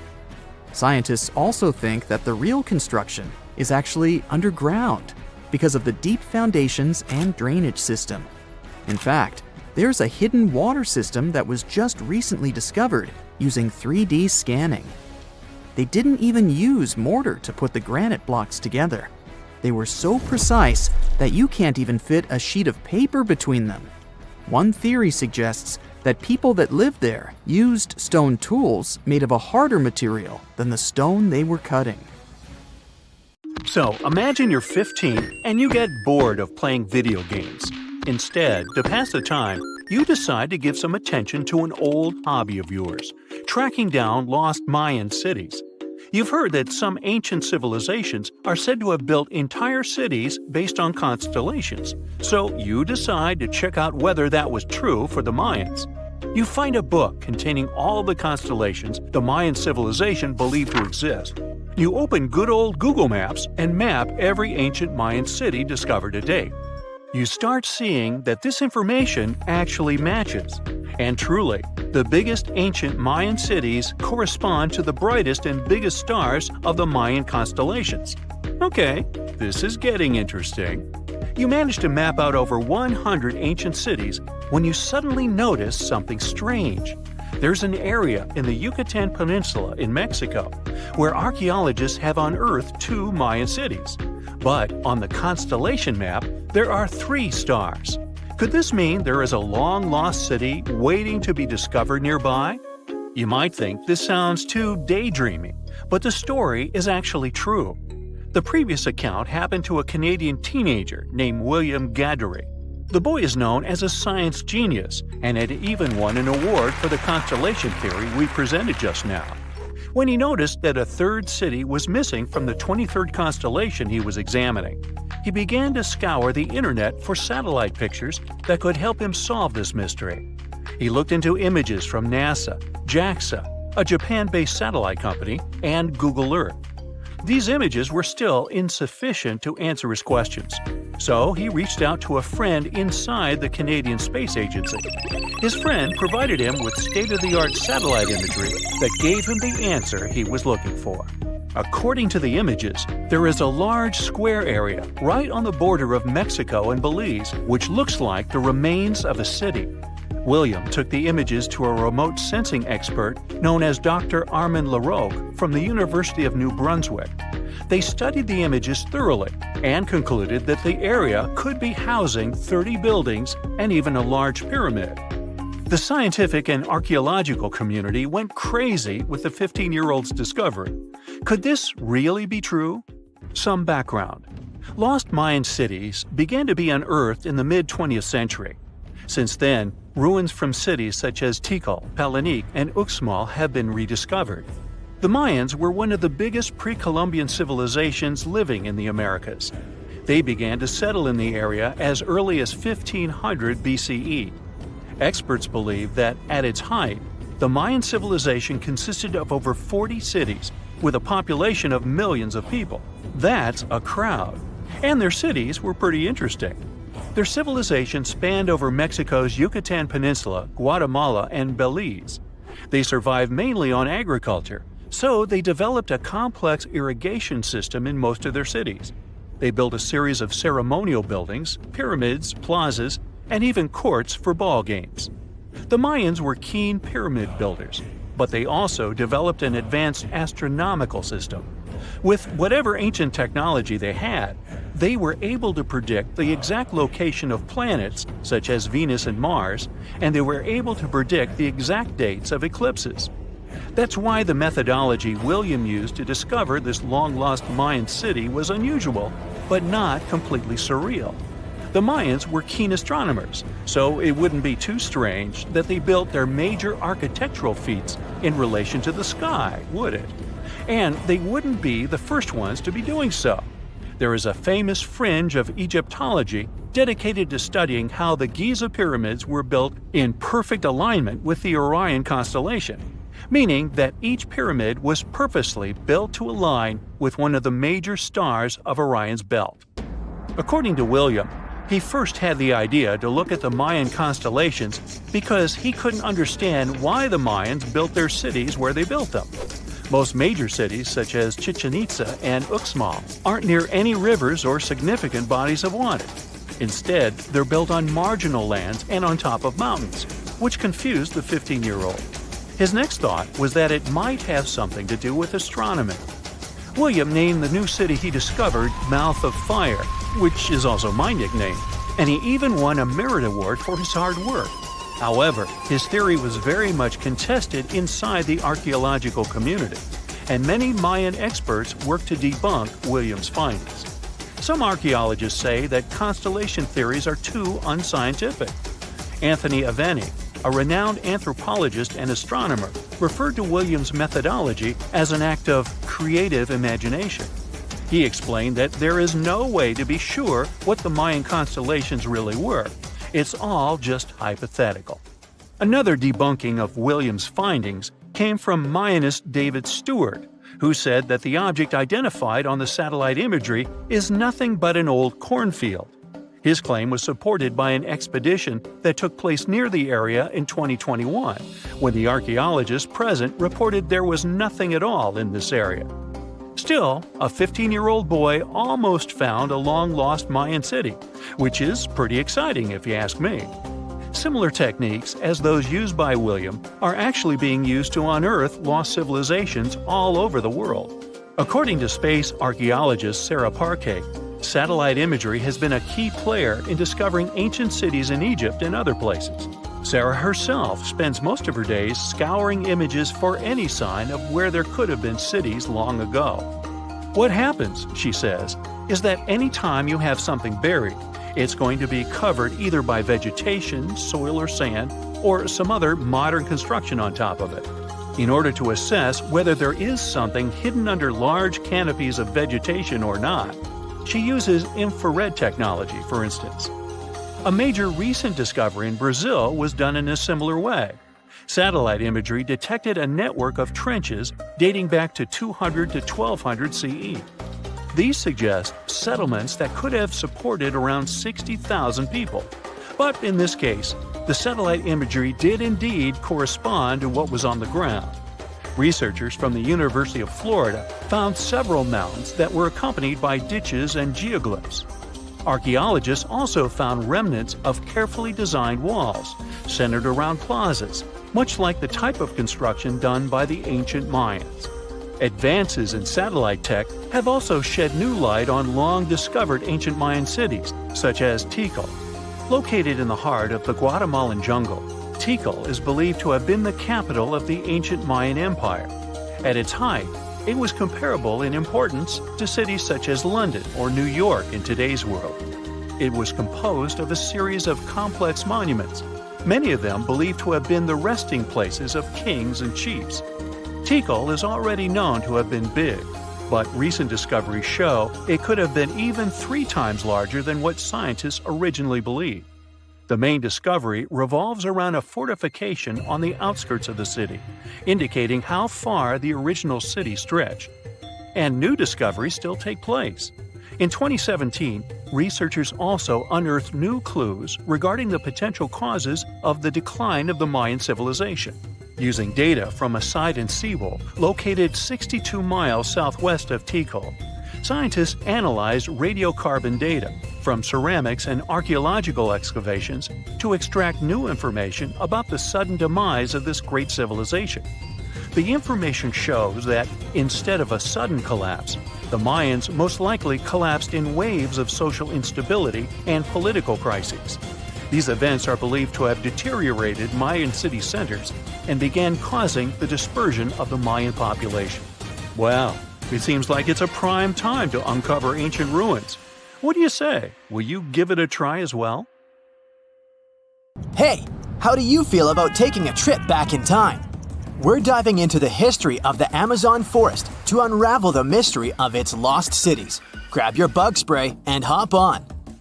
The Amazon forest is the world's largest rainforest. The environment there can be extremely challenging for human life. Yet, the legend goes that the Amazon has been home to sprawling settlements rich in unmeasurable wealth. Could that really be true? Or is that none other than a figment of our collective imagination? The legend of El Dorado might be the myth that started this whole thing. As European explorers began their excavations in American lands back in the 1500s, word got out of an Amazonian civilization that used to paint their leader in gold as an offering to higher powers. The legend of El Hombre Dorado, aka the Golden Man, began to quickly spread around Europe.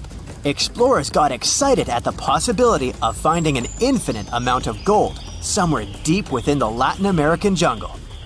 And as you can imagine, expeditions to the continent began to multiply with each passing year. It didn't take long before explorers found this civilization. They were known as the Muisca people and were located in Colombia, near Lake Gudavia. The Muisca people had a tradition of painting their leader, aka the Zipa, from head to toe in gold. In a ceremonial gesture, the Zipa would swim into the river, spreading gold dust all over the lake. For the Muisca, this was their way of acknowledging and thanking the higher powers of the universe they believed in. When European explorers heard and witnessed this practice, they were amazed. For them, gold was used solely for commercial purposes as their main currency for trade. This made them think that the Muisca people must have stacks and stacks of gold hidden somewhere in the jungle for them to use it so abundantly. Well, that's how the legend of El Dorado was born.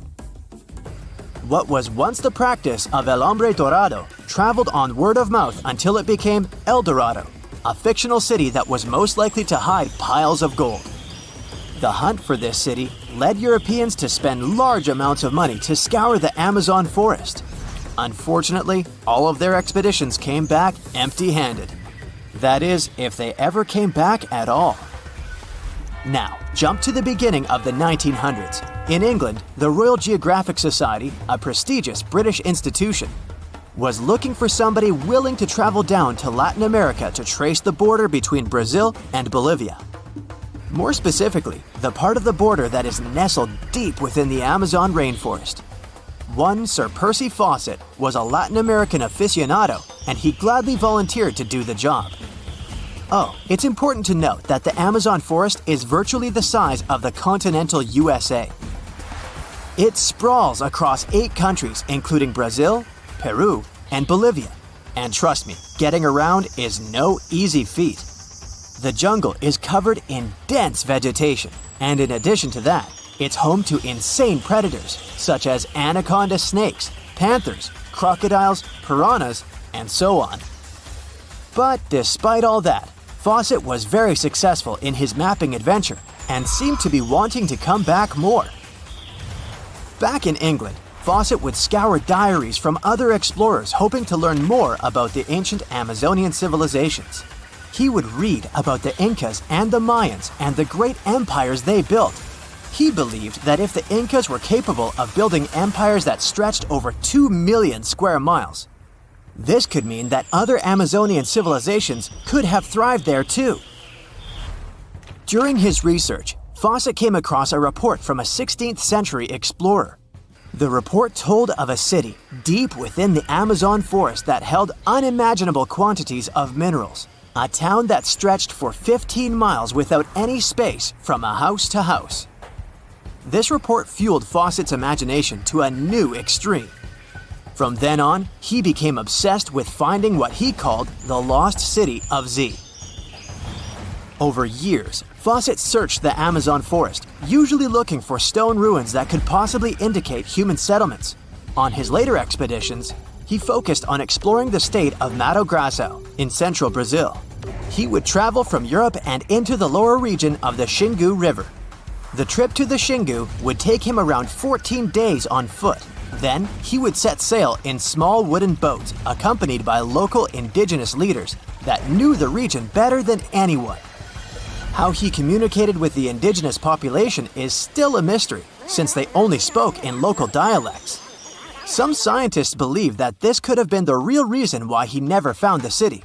They believed he wasn't able to communicate what exactly he was looking for. And this was not his greatest difficulty.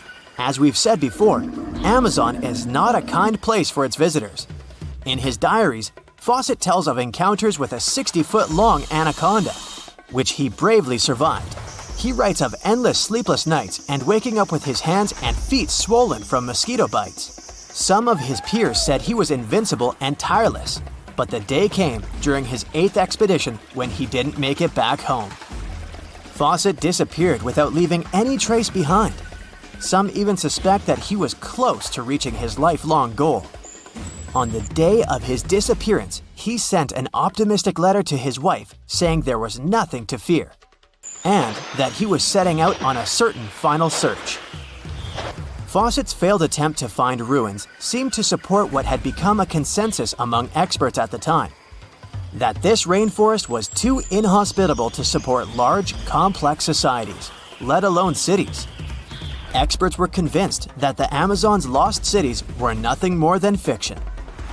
That is, until the 1960s, when modern research began to find evidence that suggested otherwise. Scientists discovered patches of extremely fertile soil. They called it Black Earth. And apparently, they found lots of it in the Amazon, especially alongside rivers.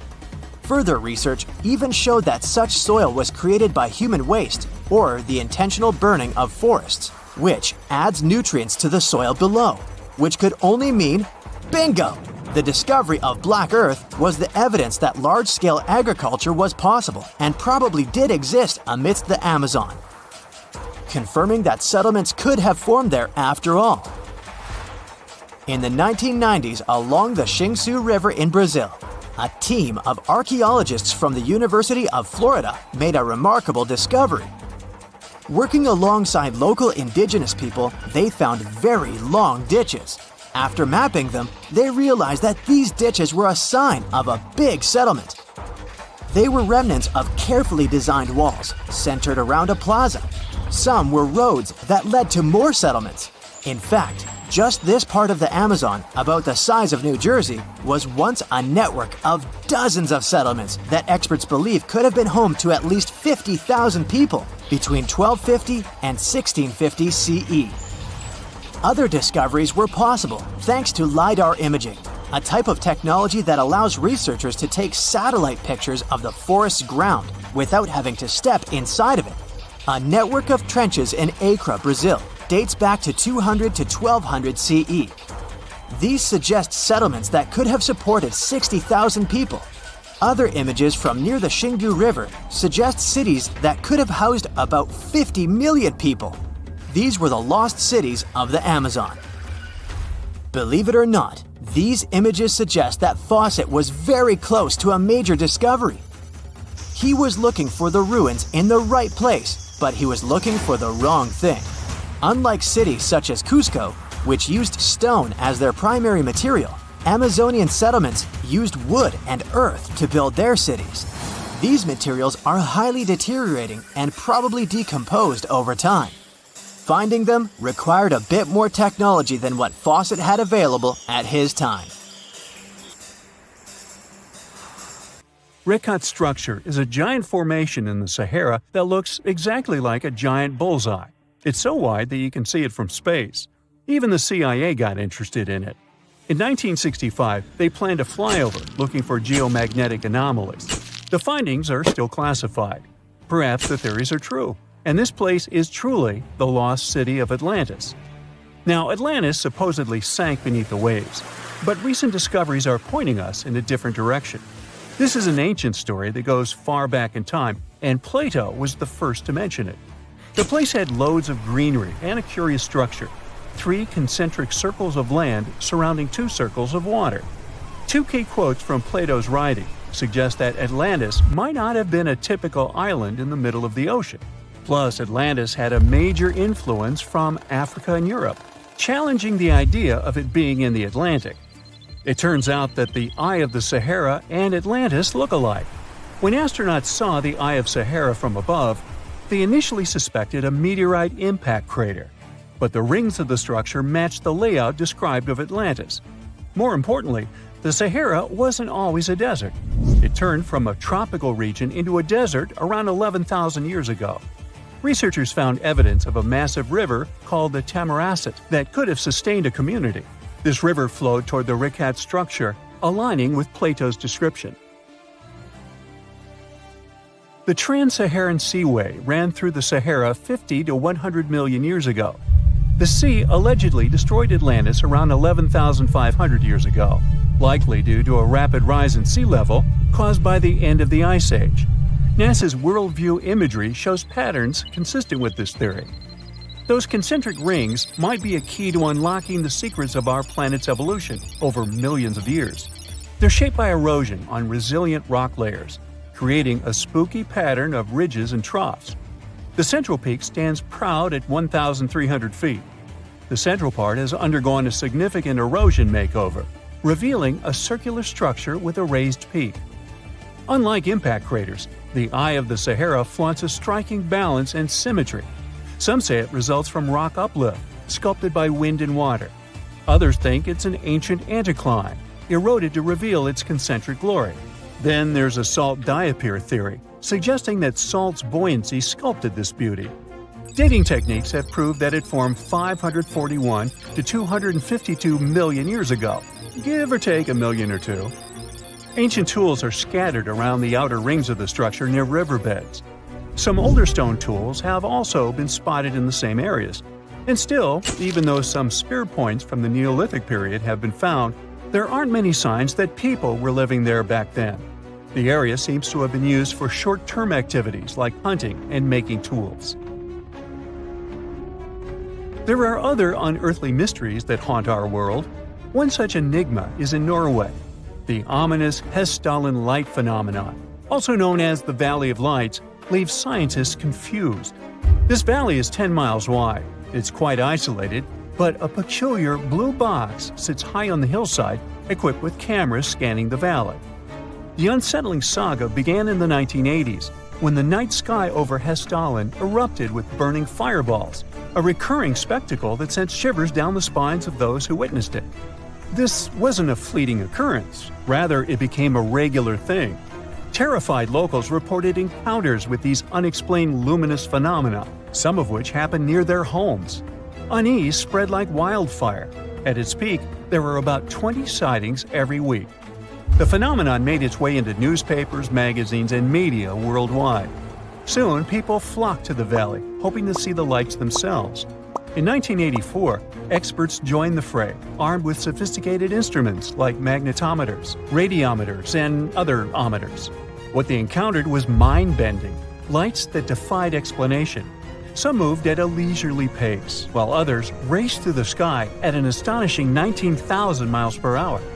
People tried to explain these lights: airplanes, distant reflections, ball lightning, satellites, planets, meteors. But the speed and how these lights danced ruled out all those theories. We're slowly approaching another mysterious place. This is the greatest subglacial lake among Antarctica's 675 known lakes. It can easily hide unknown life forms. This lake is beneath the East Antarctic ice sheet. Dive about 2.5 miles under the ice, and there you'll see Lake Vostok, located at 1,600 feet below sea level. This lake is 155 miles long and 31 miles wide at its broadest point. With an average depth of 1,400 feet, it's also the world's sixth largest by volume. It's like an underwater city with lofty pillars and deep bases. The secret lake was discovered in 1993, yet it had been waiting to be found down there for over 2,000 years, collecting ancient secrets. In 2012, scientists drilled through the ice, creating the longest ice core ever. They pierced the ice all the way to the lake's surface. The year 2013 brought an unexpected twist when the tranquil waters erupted during the extraction of an ice core, mixing with drilling fluids. Then they got a pristine water sample in 2015. Some believe there might be previously unknown life forms down there, since it's a fossil water reserve that's been untouched for millions of years. They could be a lot like those speculated ice-covered oceans on moons like Europa and Enceladus. It all started with a theory in the 19th century, suggesting fresh water lurking under Antarctic ice sheets. Then, in 1955, seismic soundings hinted at a subglacial lake, and by the 90s, satellite data confirmed Lake Vostok's existence. Now, Lake Vostok isn't alone. In 2005, they found an island in the middle of the lake. Then, two smaller lakes joined the party. They suspect that a secret network of subglacial rivers might link these lakes. Now, very far away from Antarctica, in Venezuela, Catatumbo lightning presents a sinister light show at the junction of the Catatumbo River and Lake Maracaibo. This unsettling lightning phenomenon happens at about 140 to 160 nights a year, going on for 10 hours a day, and can flash up to 280 times in a single hour. The frequency of this lightning show changes with the seasons and from year to year. There was a break between January to March in 2010, causing a bit of worry that it might vanish forever.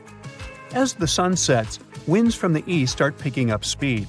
This strong wind is called a nocturnal low-level jet, like what you see in the Great Plains of North America. These winds bring moisture, mostly from the Caribbean and the lake itself. This humid air hits high mountain ridges, causing thunderstorms to form over the mountains. Thanks to the ongoing wind situation, more thunderstorms appear as the night goes on.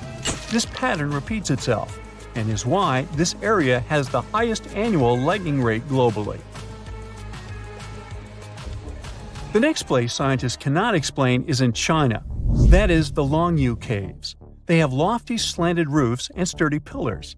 The spot remained hidden for centuries. These human-made caverns, built around 2,000 years ago, decided to reveal themselves only in the 90s.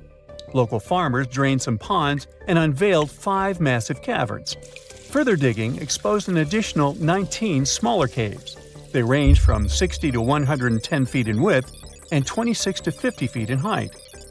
Archaeologists found historical relics from the reign of Emperor Zhuan of Han, dating back to over 2,000 years ago. Now, how did these caves survive for more than 2 millennia without falling apart? No ancient records explain the way they were crafted either. The walls show chisel marks, hinting at some layer-by-layer chiseling action, but the exact construction process is still a head-scratcher. Archaeologists have been studying Petra in Jordan for 200 years, and in 2024, they found something they had never seen before. It's a tomb with at least 12 complete human skeletons and artifacts that are over 2,000 years old right in front of the treasury. Bronze, iron, and ceramic items were placed with the deceased, which shows how people honored their loved ones when they passed away. It's a rare chance for scientists to learn more about the Nabateans, an ancient group of Arabian nomads who built Petra. The objects found in the tomb under Petra's treasury are in amazing condition, but the skeletons became fragile because it's damp inside the tomb. They plan to study the remains and extract DNA to see if the people in the tomb were related. While some scientists are solving tomb mysteries, others have trained AI to find new ancient sites for them. They've created an algorithm that works with a special type of satellite imagery. This technique uses radio waves that can peek under things like sand, soil, and even ice to find hidden objects. AI will help search a huge desert on the Arabian Peninsula called the Empty Quarter for archaeological treasures. The lead scientists of the experiment trained the algorithm to recognize hidden locations using data from a site they had found before. The new tech can discover buried structures within 20 inches, which is very precise. Another groundbreaking tech, LiDAR, which means light detection and ranging, helped archaeologists reveal new hidden cities all around the world. LiDAR can see big structures beneath layers of vegetation and map even subtle changes in ancient landscapes. They use it to scan large areas from a small plane flying over places that aren't so easy to study from the ground, like dense jungle. In 2024 alone, they found new Maya settlements in southern Mexico, gardens, roads, and rivers in Ecuador's Amazon rainforest, ancient ruins on the Pacific island of Tonga, and the remains of 2 medieval cities along the Silk Road route in Uzbekistan. Maybe some smart technology can also explain what Marge Simpson is doing on Earth in an ancient Egyptian tomb from 3,000 years ago. The drawing, featuring a woman with yellow-colored skin, a blue crown, and a green outfit, is alarmingly like the famous cartoon character. If you don't see a resemblance here, I hope you'll at least enjoy an amazingly well-preserved necklace with amethyst and agate beads. It's from another recent find from Egypt, an ancient tomb with 11 sealed burials near Luxor. Archaeologists also found 2 copper mirrors, one with a lotus-shaped handle and the second with a unique design of the deity of the sky, women, fertility, and love in ancient Egypt. The hair of the figurine was originally made from almost 4,000 mud beads. Another awesome find from 2024 is an ancient Greek shrine with intact burials, a sarcophagus, and plenty of gold inside. They think it was built before the year 300 before the Common Era, and the marble lions, also found inside, were made from the same marble as the Parthenon in Athens. Greece is so full of ancient treasures that the city of Thessaloniki will house around 300,000 of those artifacts in their new subway system. Meanwhile, archaeologists in France have found a monument unlike any other, and they can't figure out what it was used for. It's direct proof that people used to live here between the Neolithic and the early Iron Age periods. The coolest part is a monument made of 3 unique shapes that fit together like puzzle pieces. Some gravel found in the monument could mean there used to be a wooden fence called a palisade. People who built it probably used it for protection or decoration. The team studied the layers of soil around the monument to learn more about its origins. The only tools found so far were sharp flint stones, not the cartoon characters, which were used during the Neolithic period. The next step will be radiocarbon dating to figure out exactly how old the site is. Now, the oldest saddle ever found so far was found in the grave of a woman near the edge of the Taklamakan Desert in northwest China. This saddle is the oldest ever discovered. It was crafted from pieces of leather that were sewn together and stuffed with straw and animal hair to make it soft. Now, normally, things made from natural materials like this don't last very long because they rot or fall apart. But the Taklamakan Desert is so dry that it helped preserve the artifact. The herdswoman who used the saddle was buried in her full riding attire, so this proves that not only men used saddles and took part in herding and traveling. Now let's shift to Guatemala, where an ornate jade mask made by the ancient Maya people was waiting for centuries to be discovered. Scientists use radiocarbon dating to figure out the age of the mask. They believe the mask may represent a Maya storm deity, a powerful figure in their mythology. These kinds of masks were often made to honor Maya royalty, and they were placed in the tombs of kings and queens when they were buried.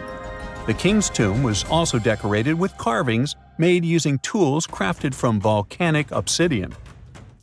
After 15 years of searching, scientists may have finally figured out where the altar stone of Stonehenge comes from. They compared the tiny minerals inside the altar stone with rocks from many places in Wales and England and ruled out lots of spots. Then they found the perfect match with a place in Scotland, more than 466 miles away from Stonehenge. This area might even be Orkney, a group of islands in the far northeast of Scotland where a lot was going on during the Neolithic period. The big question now is how ancient people moved such a massive stone so far. The altar stone is over 16 feet long and weighs more than 6 tons. The new theory is that they might have used boats to carry it across the coastline and rivers. Once it was close to Stonehenge, they theoretically dragged it across the land using wooden sleds, ropes, and a lot of teamwork. Meanwhile, in the north of France, an ancient home popped to the surface during the construction of a new house. It turned out to be a luxury urban house for the elite from the 2nd century of the Common Era. The inside of the house was destroyed by a fire, but under the destroyed layer, there are beautiful, real-size fresco paintings. Turkish archaeologists unearthed the arm and foot bones of elephants that lived around 9 million years ago. They also found fossils of early horses, giraffes, and even saber-toothed cats. They've already identified 43 distinct types of animals from this site and collected more than 4,000 fossils. One more cool find from Turkey is a 64,000-year-old workshop inside Incatia Cave. It looks like people used it for 24,000 years non-stop. There are some tools inside, like flakes and blades, which were made inside the workshop. In eastern Turkey, a farmer accidentally found a 1,000-square-foot mosaic from the late Roman or early Byzantine period just beneath the dirt. Experts say it's a one-of-a-kind thing from this region, and it's still in one piece after all this time. The pattern shows dozens of trees, plants, and animals that were found in ancient Turkey. There could be more treasures in the area, so they plan to keep digging. Our final stop will be in Sicily, where archaeologists uncovered a huge ancient thermal complex. Inside, they found 2 rooms with floors covered in colorful mosaic designs, along with a large courtyard surrounded by arched wings. As they kept digging, they discovered more parts of the ancient city. They found new roads and the remains of a huge complex, along with stretches of old stone walls that were part of the city's fortifications. These discoveries are helping scientists imagine what the city might have looked like during ancient times. No one knows for sure whether the bathhouse was built by the Greeks or the Romans, since both civilizations lived in Sicily long ago. Imagine discovering an ancient city without leaving the comfort of your home. In 1963, a man in the Nevşehir province of Turkey did exactly that. He was renovating his house. He knocked down a wall in his basement and found a mysterious room. He continued digging and saw a tunnel. This is how Derinkuyu underground city was found. Derinkuyu is one of the deepest multi-level underground settlements of Cappadocia and in all of Turkey. This engineering masterpiece has 8 levels. The inhabitants living on those floors had access to cellars, storage areas, chapels, a school, a study room, and other structures. All floors are connected by an extensive network of tunnels. It's believed that the underground city was built as a shelter. You can't see the construction from the outside. Its depth is approximately 279 feet. The complex was large enough to shelter about 20,000 people, plus their livestock and food supplies. There's also a 180-foot ventilation shaft. People used it both for ventilation and as a well. The well supplied water both to the villagers living on the surface and to those hiding in the underground city. Interestingly, those living on the bottom levels were able to cut off the water supply for the upper and ground levels. This kept the water safe from potential poisoning. The place was designed for protection. The tunnels could be blocked from the inside with huge round rolling stone doors. The passageways were extremely narrow. Potential invaders had to enter the tunnels one at a time. Seems like they thought of everything in the 7th century BCE. Archaeologists believed the Phrygians were the ones who first built the levels. After them, the structure was used and enhanced in Roman times. This was when the chapels were added. The golden time of Derinkuyu, however, was during the Byzantine era. But how did these people manage to create such tunnels? Well, the rock they carved them into wasn't usual. It was soft volcanic rock. It appeared due to a geological process that began millions of years ago. Volcanic eruptions covered the area in thick ash. It then solidified into this soft rock. When the natural forces of wind and water eroded softer parts, only hard elements remained. Fun fact, fairy chimneys are also made of intricately shaped volcanic soft rock. but they formed naturally without any human intervention. I'm still in Turkey, but this time, my destination is Çanakkale, where a myth came to life. For 3,000 years, people believed that Homer's Iliad was fiction and that Troy never existed. In 1863, everything changed. Expatriate Frank Calvert discovered ancient ruins in western Turkey. He was convinced they belonged to the ancient city of Troy. Heinrich Schliemann examined this area in 1868. That's when Troy saw sunlight again after all those centuries. Troy has complex layers. Over the years, 9 ancient cities were built on top of one another. Historians say that the area was strategically located between Europe and Asia, so it became a prosperous trade and cultural center. This strategic position made Troy attractive throughout history. After the Trojan conflict, the city was abandoned between the years 1100 to 700 BCE. Then Greek settlers rediscovered the area, and Alexander the Great ruled there. The Romans then invaded the city. Speaking of this event, the first thing you would see when visiting the site is a replica of the wooden Trojan horse from a movie shot in 2004. The next stop is Lothal. In the 1950s, Lothal and several other Harappan sites were discovered in India. These new provinces extended the boundaries of the Indus Valley civilization. Lothal was an important part of the Harappan civilization. It had vast cotton and rice fields. Plus, it had a bead-making factory. Beads were made from semi-precious stones, like agate. Many of these beads were later found in Mesopotamia, which serves as evidence that Lothal was a thriving trading port. Archaeologists believe that the city was part of an ancient trade route. Traces of agriculture? Check. Traces of trade? Check. What else? The remains of residential buildings, streets, bathing pavements, and drains. Some real city planning, and impressive examples of early urbanization. The town was well constructed. There were modern houses. Some of them had 6 rooms, bathrooms, a large courtyard, and even a veranda. Lothal also had the world's oldest known dock. It linked the city with the Sabarmati River and the trade route. The ancient Mayan city of Calakmul is located in southern Mexico in the tropical forest of the Tierras Bajas. From 500 CE to 800 CE, Calakmul was home to over 50,000 people. There was a central plaza surrounded by outer districts. And if we count both the inhabitants of all those outer areas and those who lived in the center, Calakmul had a population of more than 1.5 million people. It was a city that was habitable for 12 centuries. It's believed that the place had more constructions than any other excavated Maya settlements in the region. After 1000 CE, the Maya civilization there faced a downfall. The settlement that was once the center of Mesoamerica was almost completely abandoned. The ancient city was at the heart of the second largest tropical forest in America. The site is well preserved, so today, if you were to visit it, you would be able to picture what life looked like in ancient Mayan times.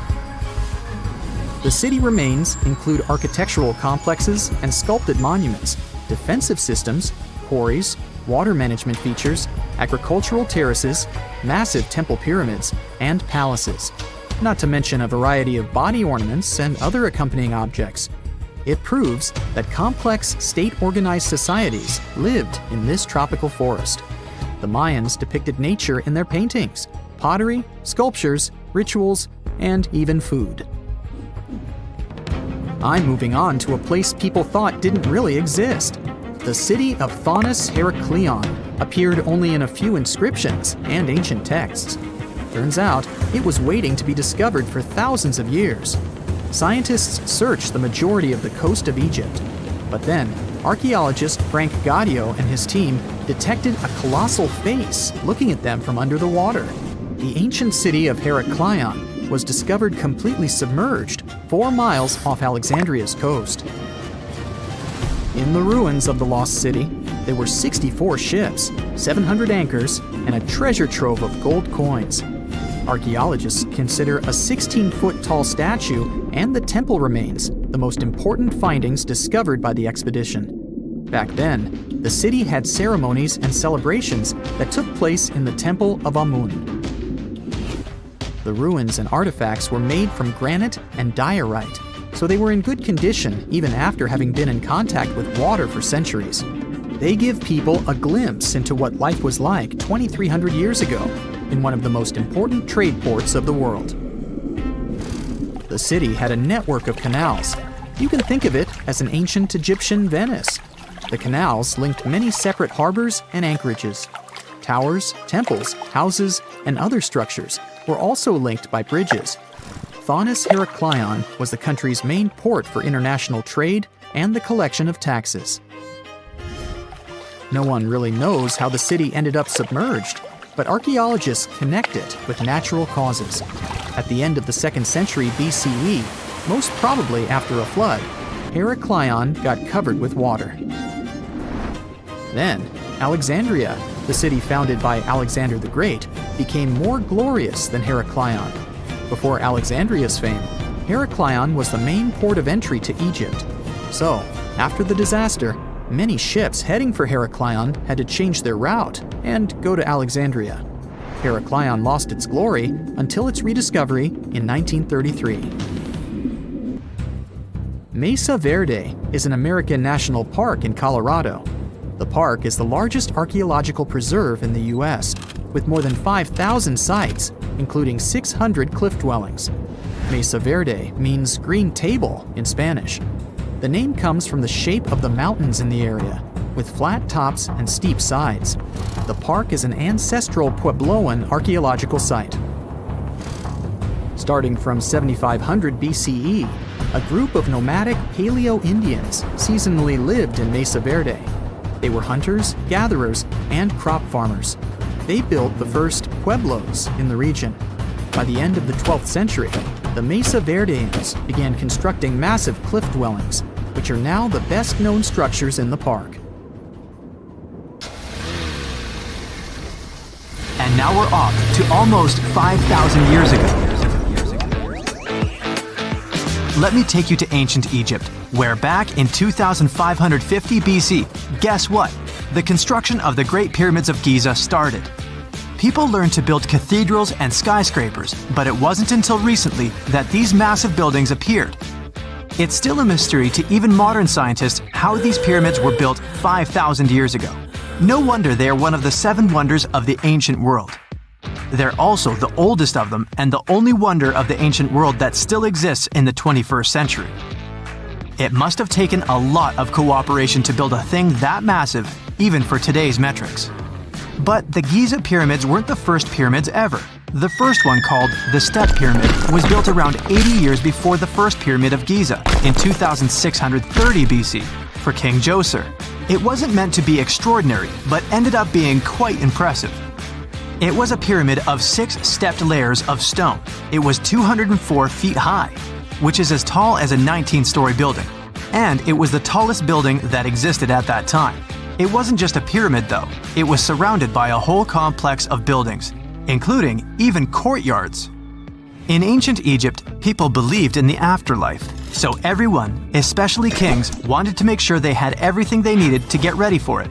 Here's why the pyramid complex was perfectly supplied with a lot of objects people used every day. The complex included a pyramid and a kind of a palace. Those buildings had many things the king loved and might need one day, like furniture, food, and gold vessels.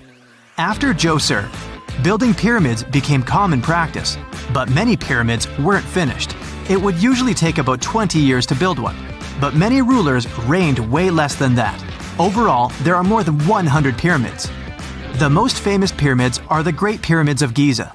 The first one and the biggest one was built for Pharaoh Khufu, around 2550 BC. Initially, it was 481 feet tall, which is as tall as a 40-story building. The second pyramid was built for Khufu's son, Pharaoh Khafre, around 2520 BC.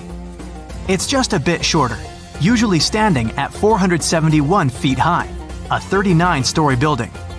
This is the pyramid with the famous statue of the Sphinx.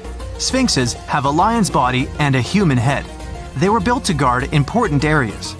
This one has the head of Pharaoh Khafre and is guarding his pyramid, facing the sunrise. The Sphinx is most well known and is one of the world's biggest and oldest statues.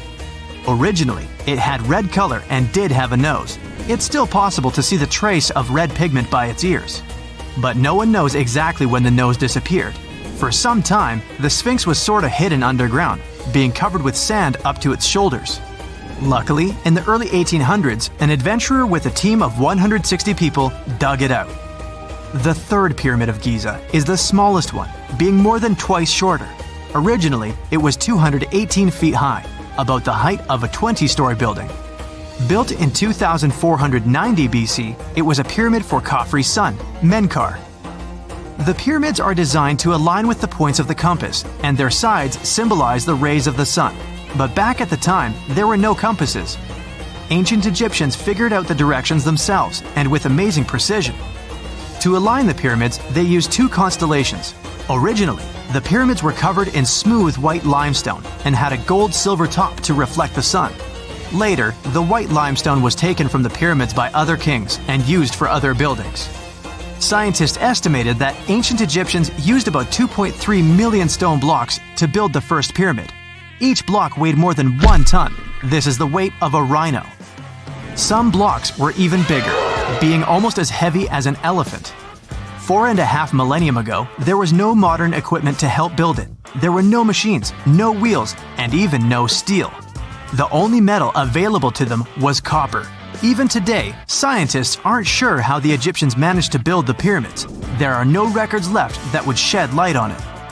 Some even think that Egyptians wanted to keep it as their secret and didn't even record it on purpose. Many believe that poor people and foreigners built the pyramids, but it's not true. Actually, the builders were very skilled workers, and they were fed and paid well. The archaeologists claim that the builders lived in a nearby temporary city and were a highly organized community with a strong leader. Scientists say that around 20,000 people worked on each pyramid complex, and it took about 20 years to build each. It probably was a national project. The construction site was large in resources, and food and essentials were likely to be contributed from all parts of Egypt. Even with all that support, it remains unclear how people managed to cut, transport, and assemble those huge stones. One of the theories suggests the stones were most likely transported on boats down the Nile River. Then, there was a harder part. They had to be moved to the construction site. For that, they probably used wooden sleds. It wasn't very hard to pull them because the sand mixed with the right amount of water was pretty slick. And 10 people could move a sled even with a rock weighing 1 ton pretty easily. Finally, one last problem. The stones had to be lifted and put into place. Archaeologists have discovered the remains of the ramps system that dates back to when the pyramids were built. Most likely, the Egyptians designed a unique system to move and pull huge stone blocks, but no one knows what it looked like exactly. The most common opinion is that there were several ramps around the pyramid to help move the blocks. The ramp was growing with the pyramid getting higher. They suppose people were walking up the stairs, pulling the stone on the wooden sled up in the middle on the sandy ramp. But this is just one of the options. Others say that the ramps were going around the pyramid. Some say the ramps were inside the pyramid. But we'll never know for sure, and it'll forever remain a mystery, just like the ancient Egyptians wanted. Surprisingly, there's not much inside the pyramids. Most of it is just solid stone with very little open space. But let's take a quick look inside the biggest of the pyramids of Giza.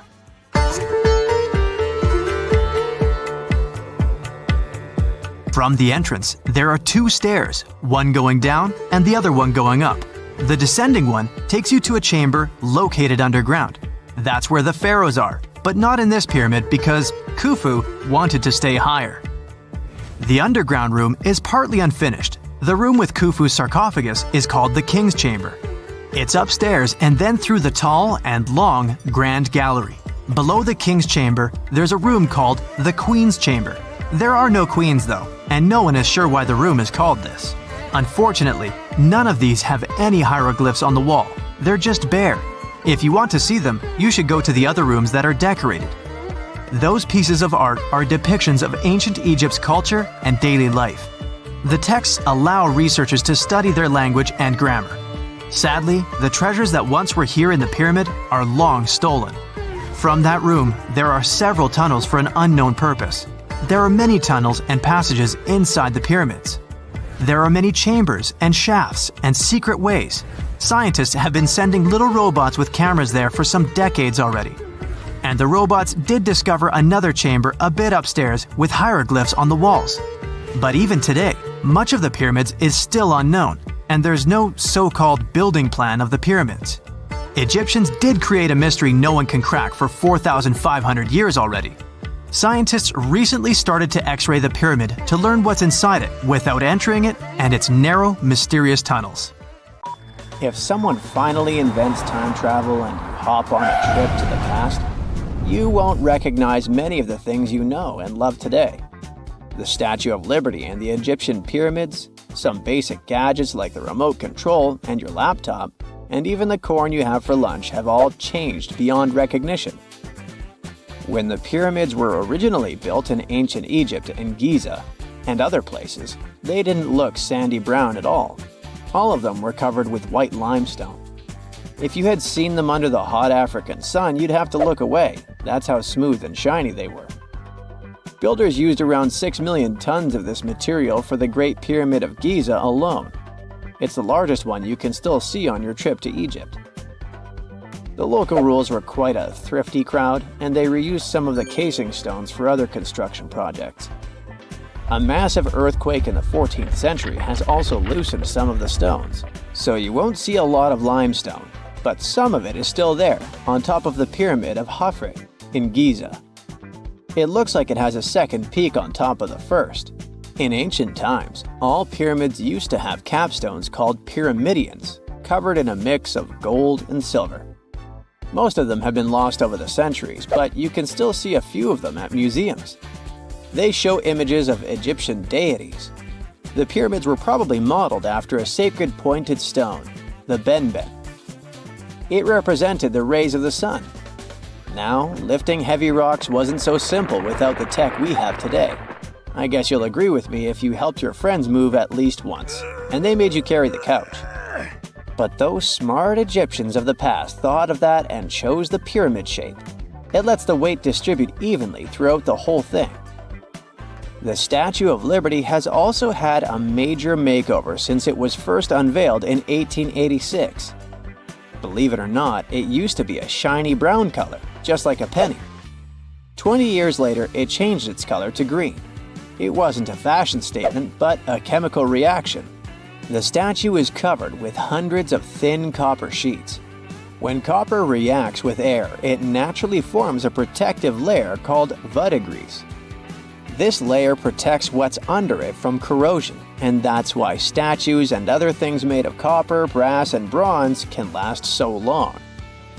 When Lady Liberty first turned green, people in authority decided it would be a good idea to paint it all over.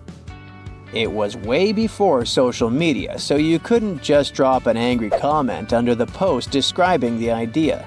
But they wrote about it in the local newspapers, and the public didn't love the idea.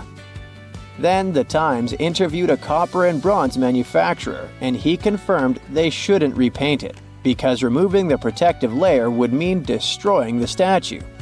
Over the years, people have suggested painting Lady Liberty several times, but no one has ever done it.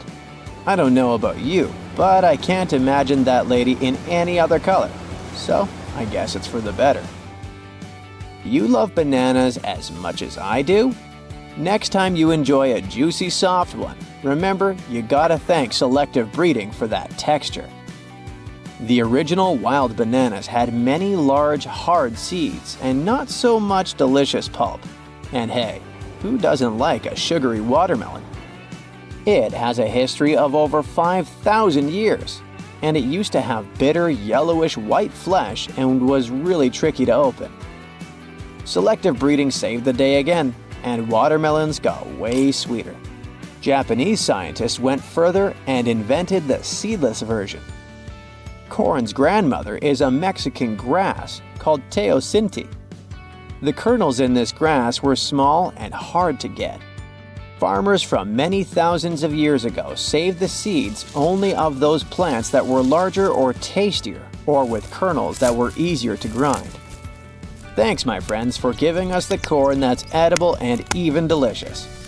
And just imagine, wild avocados were so small that they could easily fit in the palm of your hand. The pit in them was so large you wouldn't find much edible material inside. They also had a much harder shell than the ones we're used to. You probably wouldn't get a lot of work done without your beloved computer today, but I can't tell you exactly whom to thank for this invention. The ABC from 1942 is one of the contendants for the title of the first computer.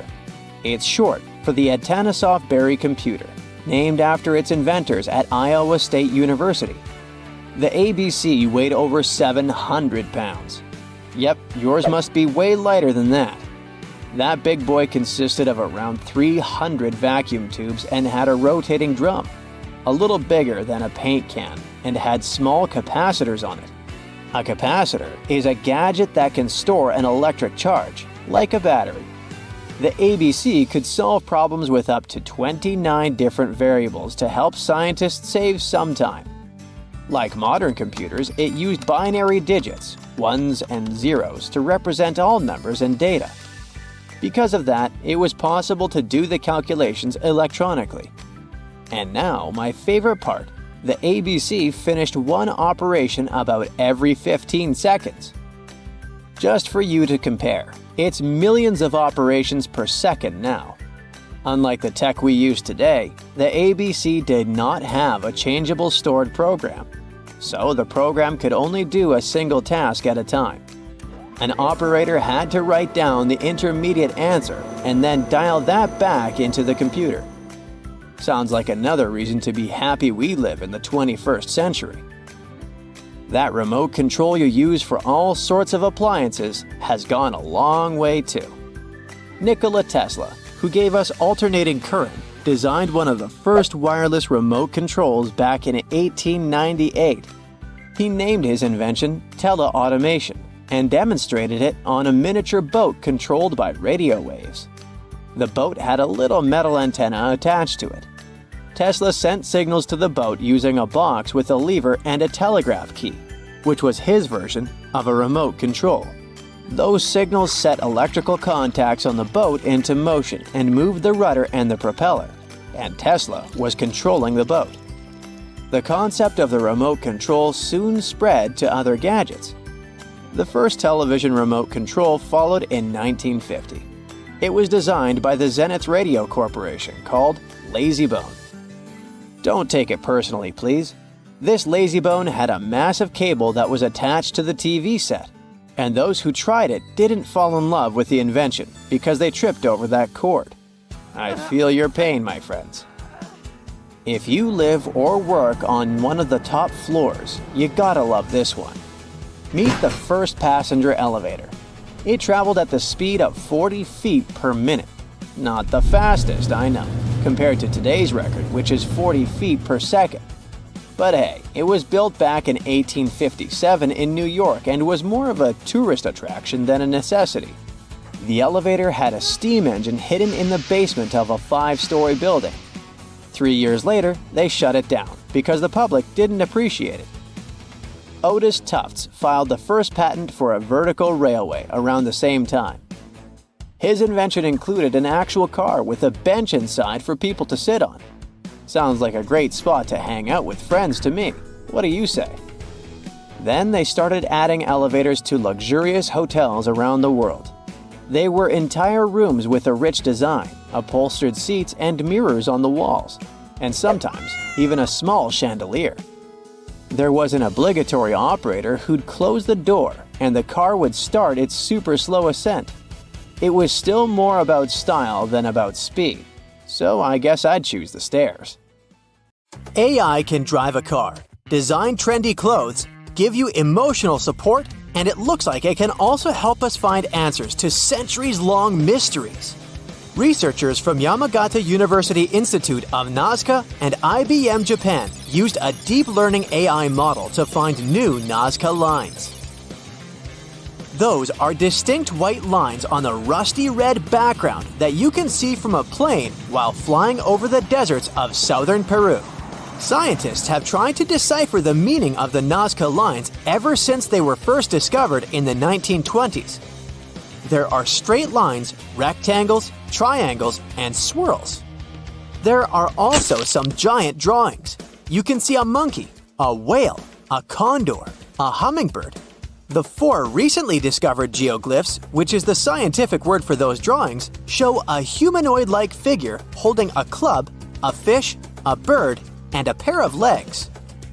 What is the hidden symbolism of all that? And why did the Nazca people decide to draw a humanoid in the desert?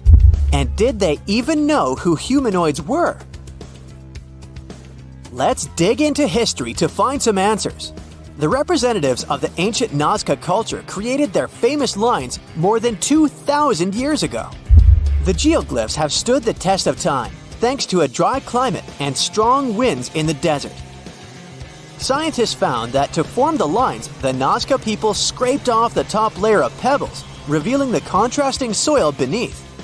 The soil's color varies from reddish-brown to yellowish-gray.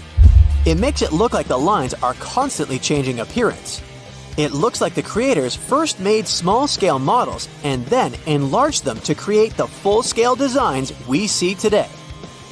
In total, there are more than 800 straight lines, around 300 geometric figures, and 70 animals and plant designs.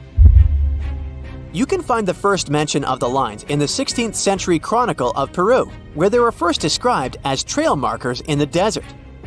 Since you can't really study the lines and their symbolism from the ground, those geoglyphs only became world famous only in the 1930s. It was the start of the era of commercial planes, so more and more people could witness the lines from their window seats and spread the word. During his research a decade later, Professor Paul Kossak noticed that one of the lines aligned with the setting sun on the day after the winter solstice, which is the shortest day of the year. He supposed that the lines had some astronomical significance. German researcher Maria Reiche, who got the nickname the Lady of the Lines, supported the theory that the geoglyphs served as a calendar and some sort of astronomical purposes. She spent 40 years studying the lines and literally swept them inch by inch. She also moved into a small house close to the lines to protect them from unwanted visitors. And that's how the Nazca Lines mystery was solved. Just kidding. In the 1970s, American researchers began to question astronomical theory. In a region like Nazca, one of the driest places on Earth with only around 20 minutes of rain per year, water is a real treasure. So the straight lines and trapezoids could have something to do with it. They could have been an ancient version of Google Maps, pointing at locations for rituals that the local people organized to get some water and help their crops grow. The images of animals in the Andes region are also related to water. Spiders are thought to be a sign of rain. Hummingbirds symbolize fertility, and monkeys living in the Amazon mean an abundance of water. That could explain the choice of symbols in the desert, but there's no strong proof to support this theory. So the work on explaining the meaning of those mysterious geoglyphs is going on. In the 21st century, the Nazca Lines have become the research ground for archaeologists from Yamagata University. Masato Sakai, a professor of archaeology, together with others on the team, are using high-resolution aerial photography and drones to discover and catalog the lines. They found images of humans, camelids, birds, orca whales, cats, and snakes, most likely created between 100 before current era and 300 current era. Some of the images are around 10 to 20 feet long, and that's why they were pretty tricky to notice. The largest geoglyphs are 1,200 feet across, which is about the height of the Empire State Building. The researchers believe the Nazca Lines were a form of communication in the desert for their creators. The linear ones pointed the direction from valley to valley. The ones drawn on slopes seem to have been drawn along ancient pathways between settlements. Professor Sakai explains that discovering new lines is tricky. Some of them are so poorly preserved that it's hard to spot them in aerial photos. There are also irrigation systems and roads all across the Nazca region, and it complicates the task. And that's where AI comes in handy. The team showed it pictures of previously explored Nazca Lines so it could learn what to look for. Then, AI went through tons of footage taken from planes and satellites and also laser data from previous surveys to identify the lines scientists hadn't found before. The system works 21 times faster than humans, and it made some curious discoveries. Scientists then traveled to the locations it chose to verify the findings. In 2019, AI helped to discover a humanoid-shaped character with a rectangular head who is holding a stick and wearing a headdress.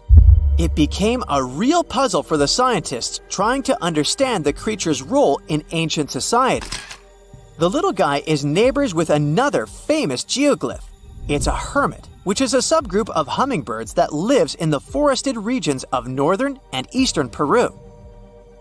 The largest of the recently found geoglyphs is a pair of legs. It's more than 250 feet across, about 4/5 as tall as Big Ben. Could be an homage to some ancient supermodel. The fish and the bird are around 4 times smaller. Why they are where they are is still a mystery. Listing new geoglyphs isn't the only way AI is helping scientists. It's doing a lot of good for astronomy. It analyzes vast amounts of astronomical data and uses its algorithms to identify patterns, classify celestial objects, and even predict new events. For example, AI models have been developed to detect and categorize galaxies, search for exoplanets, and identify rare cosmic phenomena. It also helped analyze data obtained by the Kepler mission to discover new Earth-sized planets circling other stars. AI is also transforming the field of chemistry. Machine learning algorithms can predict chemical reactions, discover new compounds, and optimize chemical processes. All of this helps scientists save a lot of time and resources in the labs. If you've ever written a thesis, you know that analyzing vast chunks of information can take forever. Now imagine you need to analyze the archives of the British Library's national newspaper. It's piles and piles of history. So, researchers are teaming up with the curators to develop special software that can analyze the vast amounts of data extracted from these collections. Computational linguists and historians will be able to delve deep into the past and get some insights into changes in society and culture. They'll focus on key periods and track how advancements in technology shaped various aspects of society. AI even helps in the conservation of seals. It's really expensive and challenging to monitor certain species of those cutie pies living in the sea ice zone. Using high-resolution satellites, researchers can now identify the seals in photos, which already helps. But manually counting seals across huge areas of ice is like putting together a jigsaw puzzle of a blue sky consisting of 1,000,000 pieces. It takes a lot of patience, and different analysts come up with different results. Machine learning algorithms can be trained to recognize and distinguish seals in satellite imagery and count them automatically. Researchers can then use this accurate data to monitor seal populations over time and study their behavior and habitat more effectively. Before we get into the reason why and how there are pyramids all around the world, let's talk about some of the examples. I'll start with the Pyramid of the Sun in Mexico. These folks really knew how to build a city. Their well-planned urban center spanned over 7 square miles and boasted several pyramids. But the Pyramid of the Sun is the most impressive. This giant pyramid was built way back in 100 CE and is one of the biggest structures of its kind in the whole Western Hemisphere. It's so big that it's 216 feet high above the ground. If you ever find yourself in this ancient city, you won't be able to miss the Pyramid of the Sun. It's right there on the east side of the Avenue of the Dead, the city's main north-south street. To build this incredible pyramid, around 1 million cubic yards of material were used, including a special kind of red volcanic rock called hued tizontle. Impressive, huh? We don't know too much about the people who built the Pyramid of the Sun or its purpose. But archaeologists believe there was once a temple on top of it. When explorers went below the pyramid in the 1970s, they found a bunch of cool tunnels and chambers. In 2011, they even found a secret stash of clay pots, obsidian pieces, animal bones, human figurines, and a mask. Who knows what other secrets the pyramid is hiding? If you decide to see this one, you must climb the pyramid using the 248 uneven steps on the west side. Watch your step. Sudan got some pyramids too. Nubian pyramids aren't as big as the ones in Egypt, but they still got around 200 of them.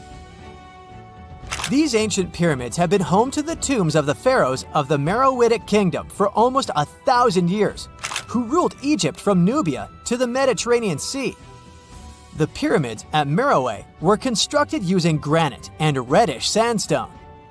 Oh, and did you know that Sudan has more ancient pyramids than Egypt? The Kushite pyramids depict the indigenous architecture and burial traditions of Nubia's Napata and Meroe kingdoms, which ancient Egypt influenced. Meroe, the burial site of over 40 queens and kings, is the most extensive Nubian pyramid site. The tomb walls depict mummified royals bedecked in jewelry, their wooden caskets containing bows, quivers of arrows, and other artifacts pointing to the Meroitic relationship and trade with Egyptian and Greek civilizations. So if you're looking for some ancient tombs to explore, you may consider skipping the crowds in Egypt and heading on down to Sudan. Let's fly to Iraq to see some more pyramids. Ziggurats have fancy receding layers and tiered temples. Instead of a smooth exterior, it has tiers like a cake. Perfect for all the important work and rituals that went on inside. You can find these towering structures scattered throughout Iraq and Iran, and they're a real testament to the power and skills of the people who built them. One of the biggest and most impressive ziggurats is the ziggurat at Ur. It's basically a giant rectangular pyramid that stands a whopping 70 to 100 feet tall, with 3 levels of terraces and a temple on top. Can you imagine how many baked bricks it took to build that thing? Try 720,000 for just the lower portion. This particular ziggurat was built for Sumerian king Ur-Nammu. Similar to other ones, this pyramid has been around for thousands of years, so it got a little rough around the edges. Thankfully, the Babylonian king Nebuchadnezzar II and some archaeologists came to the rescue in the 6th and 20th centuries respectively. And now, you can find this near Talil Air Base.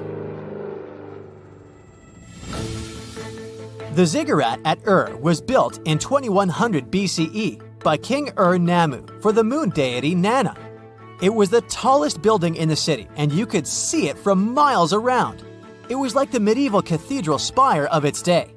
People would come here to bring their agricultural surplus and get their food allotments and seek spiritual nourishment.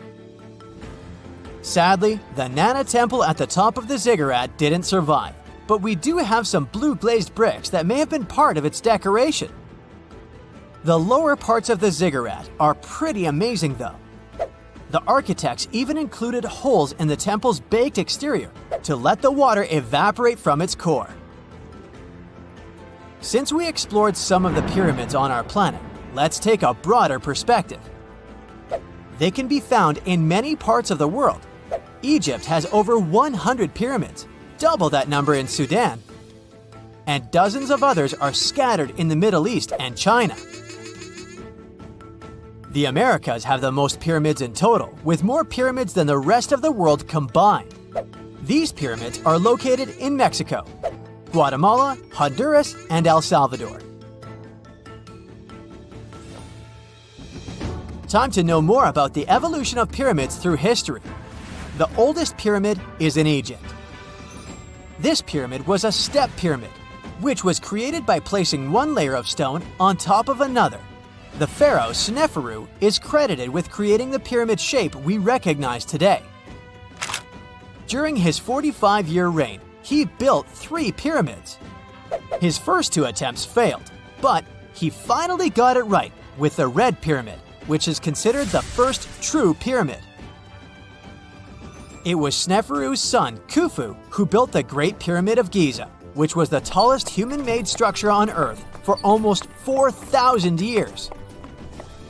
Latin American pyramids are similar to early Egyptian step pyramids, but they were built independently, with no knowledge of each other. The pyramids in Sudan were built around 700 BCE and are tall but much narrower than those in Egypt. How in the world did all these civilizations build these things without even texting each other? After all, the Aztecs, Mayans, and ancient Egyptians were about as different as possible. But despite their cultural differences, they all seem to agree on one thing: pyramids were pretty cool. Step pyramids are all around the world because they were the most feasible and stable way to build large and tall structures without access to lighter building materials like wood and metal. The triangular form with a square base is the best way to build a sturdy structure, and having a cube structure would require more material for less height. Now, when it comes to pyramid design, the Egyptian pyramids were like giant triangles with a square base, smooth sides, and a pointy top. On the other hand, the Aztecs and Mayans went for a tiered cake look, with steps leading up to a flat platform on top. So, while all these pyramids share the same basic shape, they have their own unique flair. Each group built its pyramids using different materials, techniques, and slope angles. So while they may have been inspired by each other's work occasionally, they were just doing their own thing. Egyptian pyramids had smooth, angled sides that were designed to help the pharaoh's soul ascend to heaven. The Pyramid of the Sun was built over a series of caves that served as a passageway for the deities. The Maya built the temple of Kukulkan in Chichen Itza to honor the deity Kukulkan, usually represented by a serpent. Nicknamed El Castillo, it has 91 steps on each side, plus a platform. That's 365 steps, one for each day of the Mayan calendar. Tell me, Brightsiders, how were pyramids built? To begin with, humans made them, not a foreign race from space that landed on Earth. You see, one thing that all pyramids have in common is that they were built without advanced tools or even the wheel. It took a lot of people to build them, including skilled laborers and architects. For example, it's estimated that 20,000 people built the Great Pyramid of Giza, and it's believed that most of them were skilled laborers. Building pyramids was a massive undertaking that required years of planning and effort. The Great Pyramid at Cholula, Mexico, took 600 years to complete.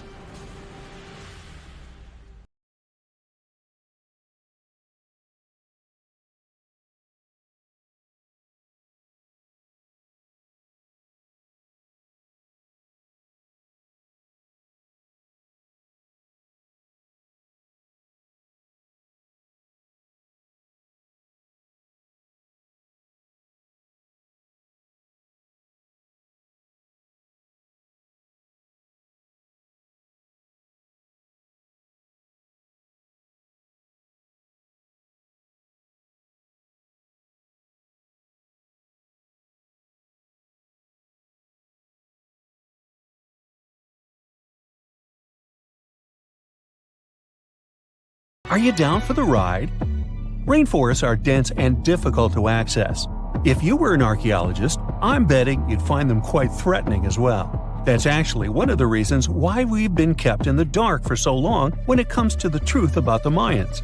But take a look at this. You'd expect to see ruins like this in places like Portugal, England, or the United States. I'm talking about 130-foot wide roads, painted white to help travelers journey through the nighttime. For scale, these roads were about half the size of an American football field. Huge, huh? Scientists recently unearthed a 110-mile network of roads such as these, and they think this dates back to before the first registered Mayan ruins we've known so far. These roadways, which sometimes ran over swampy ground and were even elevated at times, are being called the world's first superhighways. Even if there is no registry of animal-powered vehicles, it's believed that the Maya used them to travel around a network of possibly 964 settlements. They were built like a huge spider web, And from what archaeologists have gathered, they work as an implied system of economic and social interactions. This completely debunks the traditional idea that the Mayan pre-classic period, which dates back to 1000 to 350 BCE, was made of small tribal settlements. Imagine the manpower and engineering ability you need to muster to build something close to these white highways. Scientists believe that these causeways were built pretty much the same way as the Mayans built their pyramids. Oh, and if you're wondering about these gigantic pieces of architecture, don't worry, we'll talk about them in a bit. Now, so far, scientists believe that the roads were built with a mixture of mud and quarry stone. Oh, and using several layers of limestone, of course. Researchers were only able to find all of this out because of a new technology called LiDAR imaging. Do you know how we've used sonar technology to map out the ocean bed? Well, this is very similar to that. But instead of using sounds, we use laser systems. This mapping system allows researchers to see through and beyond the thick canopies of forests. It's like we have X-ray vision. This is definitely a game changer. But lost Mayan cities began to be unearthed in the mid-20th century. And since then, ruins from cities such as Tikal, Palenque, and Uxmal have been rediscovered. But let's take a few steps back for a moment to get some context. The Mayans were one of the biggest pre-Columbian civilizations living in the Americas. Until now, experts believe that, at its apex, the Mayan civilization consisted of over 40 cities with a population of millions of people. That's a lot of folks. Their civilization spanned Mexico's Yucatan Peninsula, Guatemala, and Belize, and they survived mainly on agriculture. The thing is, the Yucatan Peninsula was an extremely difficult place to grow crops. So the Maya had to develop a complex irrigation system in most of their cities. They built a series of ceremonial buildings, pyramids, plazas, and even courts for playing ball.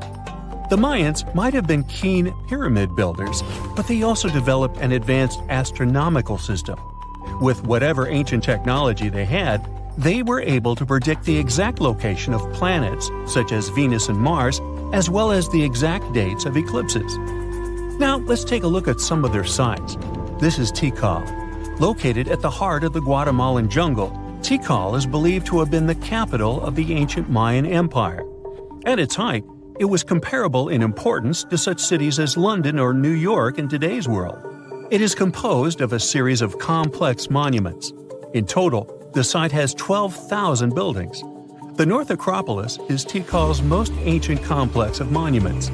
Built solely by human hands around 350 BCE, it served as the resting place of kings and chiefs. Its monuments are up to 200 feet high. Back in the day, the step pyramid temples were painted a beautiful red. Mayans loved that color. Today, of course, you'll only see the limestone. We've said that the Mayans spread out through different countries, so it shouldn't come as a surprise that Chichen Itza is a 10-hour drive from Tikal today. There's no feud between the two, they were just different city centers, like New York and LA. It's got one of the best preserved pyramids on Earth to date. Located in Mexico's Yucatan state, this Mayan city is well over 1,500 years old. At its peak, it was home to 35,000 people. The site covers 4 square miles of land. The highlight is El Castilla, a tremendous step-like temple standing 80 feet above ground. Its most peculiar feature is that it has 91 steps up each of its 4 sides, including the upper platform, which makes for 365 steps, the same number of days as the solar year. Makes you go, Behold, the lost city of Palenque. Another important Maya city is believed to have hosted over 6,000 people at its peak. Archaeologists have made some unusual discoveries on this site. The most eccentric of them all makes us think of Indiana Jones and the Tomb Raider. One of the buildings in Palenque is believed to be the final resting place of the Red Queen of Palenque. She was believed to be the grandmother of the last Mayan king. In her honor, a huge monument was built to keep her body after her passing. The discovery of the tomb itself was already thrilling. Archaeologists found an ancient monument when digging at the site back in 1994. The first they saw was a room with a hidden door. Once they opened the door, they discovered an 8-foot-long corridor. At the end of this corridor was the queen's chamber, and inside was the mummy of the queen herself. They found her to be accompanied by her pearls, jade shells, and expensive rocks. But as the team explored the remains, they saw something strange. The room was filled with a red-colored powder. Researchers knew that the color red was important to the Mayan people, but they didn't understand why the queen was buried with this unknown substance. They took a sample back with them for further analysis and discovered that the red powder was cinnabar, a very dangerous mineral. This powder, when inhaled, can cause severe health damage to a person. The team concluded that this could only be a trap for anyone trying to steal her riches. Talk about curses, huh? One thing that has always troubled researchers is the lack of evidence on the decline of this almighty empire. What could have been the cause of their demise? Was it a drought? Some disease? New research in 2017 did shed some light on this issue. Using data from a site called Ciobal, located southwest of Tikal, scientists analyzed radiocarbon data from ceramics and archaeological excavations to extract new information about the unexpected passing of this great civilization. The information shows that instead of a sudden collapse, the Mayans most likely fell in waves of social instability and political crises. These events are believed to have deteriorated Mayan city centers and began causing the dispersion of the Mayan population. So, what's your take on the end of this story? Can you tell me what date it is today? Piece of cake. You just look at your smartphone and voila, you immediately know the day, month, and year. But was it always this easy to tell the date? Did the ancient people even have the concept of a year that lasts 365 days? Yes and no. Mayan calendars had cycles. That's close to what we call a year. But the Mayan cycle was much longer, 819 days. And this is where the mystery begins. 819 days compared to what? When does this calendar begin, and when does it end? Scientists were asking themselves this question for decades. They discovered and deciphered the Mayan calendar during the 1940s. Recently, 2 American scientists, John Linden and Victoria Bricker, came forward with a solution. So, what did they do differently from their predecessors? The duo deciphered the code by broadening their thinking. They expanded the calendar from 819 days to full 45 years. That's 20 times longer than the original cycle. And a pattern started to emerge. This was a major breakthrough because the Maya told time in a complicated way. You can forget about the easy-to-read Arabic numerals we have today. These ancient people used glyphs. These are tiny images that represent characters, something like the icons on your desktop or universal symbols. When you see a little dot with 3 curved lines above it, you know there is a Wi-Fi network available. The Mayan calendar used glyphs that represented animals or natural phenomena. For example, there were symbols for a jaguar and an eagle. Each glyph marked one day. Each cycle is repeated 4 times, 8 and 19 x 4. Let's call these 4 cycles blocks. The Mayas colored each block differently. Scientists thought these colors corresponded to the 4 cardinal directions. Red was east, white, north. West was black, and finally, yellow marked south. But then the 1980s came. Yeah, this was a weird decade.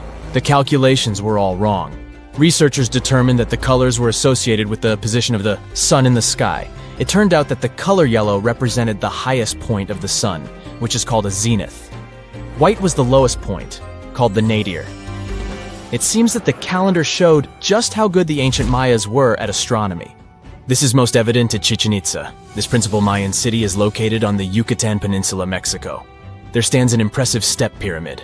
It is dedicated to the feathered serpent deity, and its alignment is perfect. Something marvelous happens here twice a year, during the equinoxes, March and September. These are the times when the sun shines directly over the equator. On these 2 dates, the day and night last the same.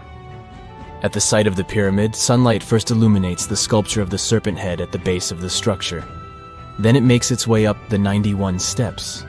This creates the illusion that a snake is slithering down the pyramid. Even today, people gather to witness the sight, and it must have been more impressive when the Mayas completed the structure 1050-1300 CE. Do you know what a synodic period is? Neither do I. But Mayan astronomers did. A synodic period is the time that passes before a stellar body does a full lap. For example, this is the period between two full moons. When you look from Earth, this period lasts roughly 30 days. And the Mayas were looking at the skies non-stop. They carefully noted the synodic periods of all planets. From Venus to Saturn, these ancient astronomers kept records of nearly all celestial bodies. But what does this have to do with their calendar? The American researchers' calculations revealed the link. Let's take the planet closest to the Sun as an example, Mercury. Its synodic period is 117 days. Multiply that by 7 and you get which number? Exactly 8 to 19, when 17 x 7 equals 819. Coincidence? Definitely not. Because synodic periods of other planets also neatly match the magical figure 819. But this is not visible from a single Mayan cycle. Scientists had to expand it several times to discover the pattern. There is a reason why no one could decipher the code for so long. They were focused on a single planet. The trick was to add the Mayan calculation for all the planets. Researchers just needed to see the bigger picture. This brings us to the year 2012. Can you remember that some people thought that the world would end on December 21st? That turned out to be a bust. We are alive and well now. But what started this false rumor? The Mayan calendar, of course. You see, these ancient people based their calendar on long periods of all the planets. That included a lot of complicated math and a lot of multiplying. This 2012 was simply the time when their cycle ended. It is known as the long count. This period is the same as our year. For the Mayas, 2012 was something like the 31st of December for us. Just an end of a cycle in which they measured time, so there was no need to panic. Those New Year's Eve parties might be a bit wild, but the world doesn't end on January 1st. The Mayas stretched more than their calendar. Rubber was the name of the game. Yes, you've heard it correctly. These ancient people were making different grades of rubber 3,000 years before one famous American did, Charles Goodyear. They would extract natural latex from the rubber tree. This is a milky substance that can be turned into rubber. And they weren't the only ones. Scientists found evidence that their neighbors, the Aztecs and the Olmecs, did the same. But what did they do with rubber? They didn't need car tires, definitely. But it's cool to have a nice pair of sandals for the beach. The Spanish wrote about rubber sole footwear that natives wore. Sadly, scientists still haven't found them. That would be a big step for archaeology. So the Maya were playful with rubber, literally. Researchers guessed that they produced balls from latex. These were bouncy and ranged in size from a softball to a soccer ball. A typical Mayan ball game, pits, involved 2 hoops. You must be thinking basketball, but not quite. The hoops were set on walls, 23 feet high. Compare that to the NBA standard of 10 feet. And the hoop was the other way around. There is also a sweet side to the story of the Mayas. These ancient people enjoyed chocolate. In fact, the modern word chocolate probably comes from their language, Xocolatl. This meant bitter water. Okay, you get the bitter part, but why water? The Mayas didn't produce chocolate in the form we know it today. They didn't make bars of chocolate. They drank it. Smashed cocoa beans made for excellent drinks. The Mayas perfected the mixture over time and even added spices. Anyone up for a fiery chocolate drink with stew peppers and cornmeal? Who knows, maybe this beverage actually tasted well. Cocoa beans were sacred and used as a currency. Researchers believe all social classes got to enjoy it. Free chocolate for all sounds nice even today. But where did the Mayas get clean water for their cocoa drinks? From the oldest known filtration system in the Western Hemisphere. It was based on zeolite. These are minerals that contain aluminum and silicone compounds. And guess what? Modern air and water purifiers still use this material. Mayan tech wins yet again. Back in Europe, Roger Bacon developed a sand filtration system in 1627, some 1,800 years after the Mayas. But what about regions without rivers, lakes, or springs? Mayan engineers had it all figured out. Rainwater. They would carve out large reservoirs in the limestone bedrock. Then, they would coat these underground caves with a layer of a watertight material. The final step was to make small channels that collected water from the hills above. Scientists estimated that just one of these reservoirs could hold on average 10,000 gallons of rainwater, enough to fill 55 modern hot tubs.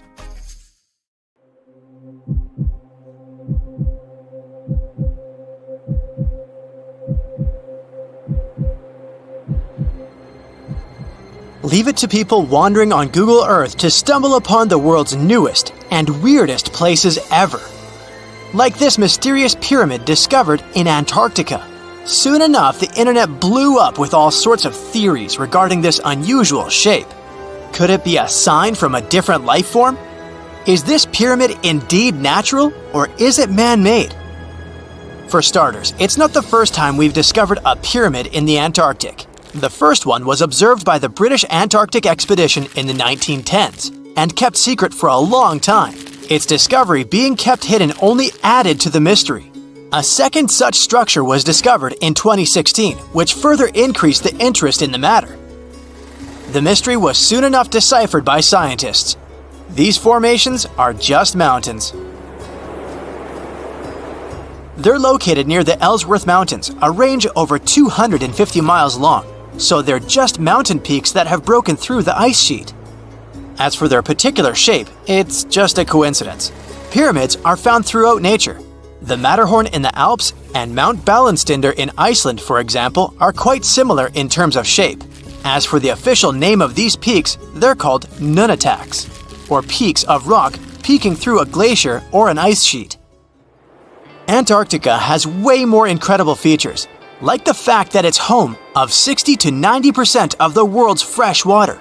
That's because its ice sheet is the biggest on our planet, stretching across 5.4 million square miles. I'll spare you the calculations, but that leaves only 1% of the continent ice-free. Antarctica's ice reaches 2.7 miles thick at its deepest point, meaning half the height of Mount Everest. Should it ever melt completely, our sea levels would rise to roughly 200 feet. It wasn't always this cold though. At some point in our planet's history, Antarctica had some average temperatures as the city of Melbourne has today. It took a lot of research, but scientists figured out that Antarctica's temperatures could have reached up to 62.6 degrees Fahrenheit. Sure, that was 40 to 50 million years ago, but if you think about it, it was at the same time when dinosaurs roamed our Earth. Time is also different on this icy continent. All the lines of longitude that help us calculate different time zones merge into a single point at the South Pole. Here, there are 6 months of daylight in the summer, followed by 6 months of complete darkness during the colder season. So, scientists working here stay, on average, in the same time zone they've come from.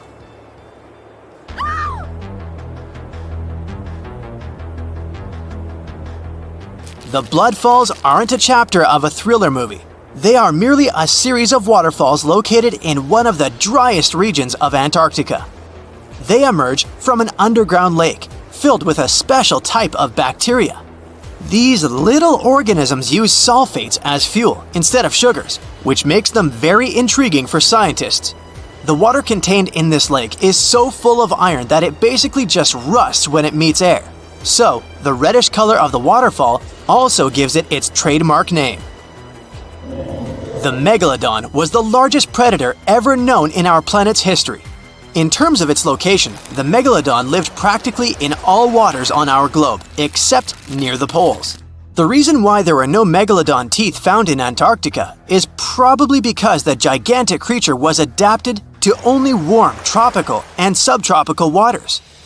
If you plan to visit Antarctica by boat someday, just know you might not get there on a non-metallic boat. The hull of your transportation device must be made of either steel or aluminum to withstand the harsh weather conditions here. Antarctica isn't home to a lot of bugs. In fact, there is only one true species of insect that calls this place home. It's a wingless midge called Belgica antarctica. This fly is so tiny that it only reaches 0.08 to 0.23 inches long, but it's still the Antarctic's largest terrestrial animal. A lot of Antarctic fish also come with an antifreeze substance in their blood. They don't necessarily need it for protection against the cold temperature, but mostly against touching ice.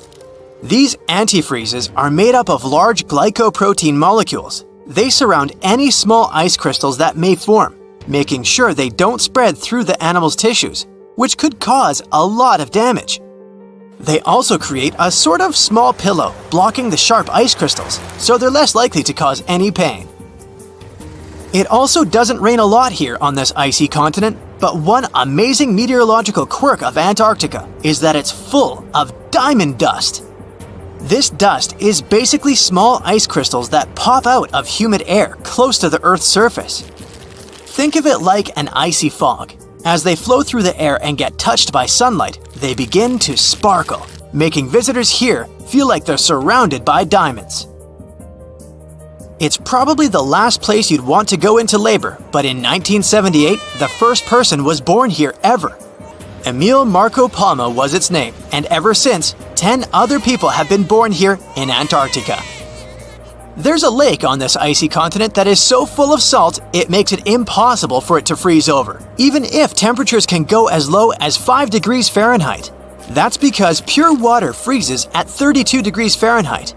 Water that has salt in it, or any other substance for that matter, will freeze, but at a way lower temperature. That lower temperature is adjustable depending on the substance itself and the amount that has been placed into the water. Antarctica was the last official continent to be discovered. It remained completely unseen until the 1820s. But it took another 20 years to confirm it was actually a continent and not just a group of icy islands. Just because it's really cold here doesn't mean you can't go on a date here.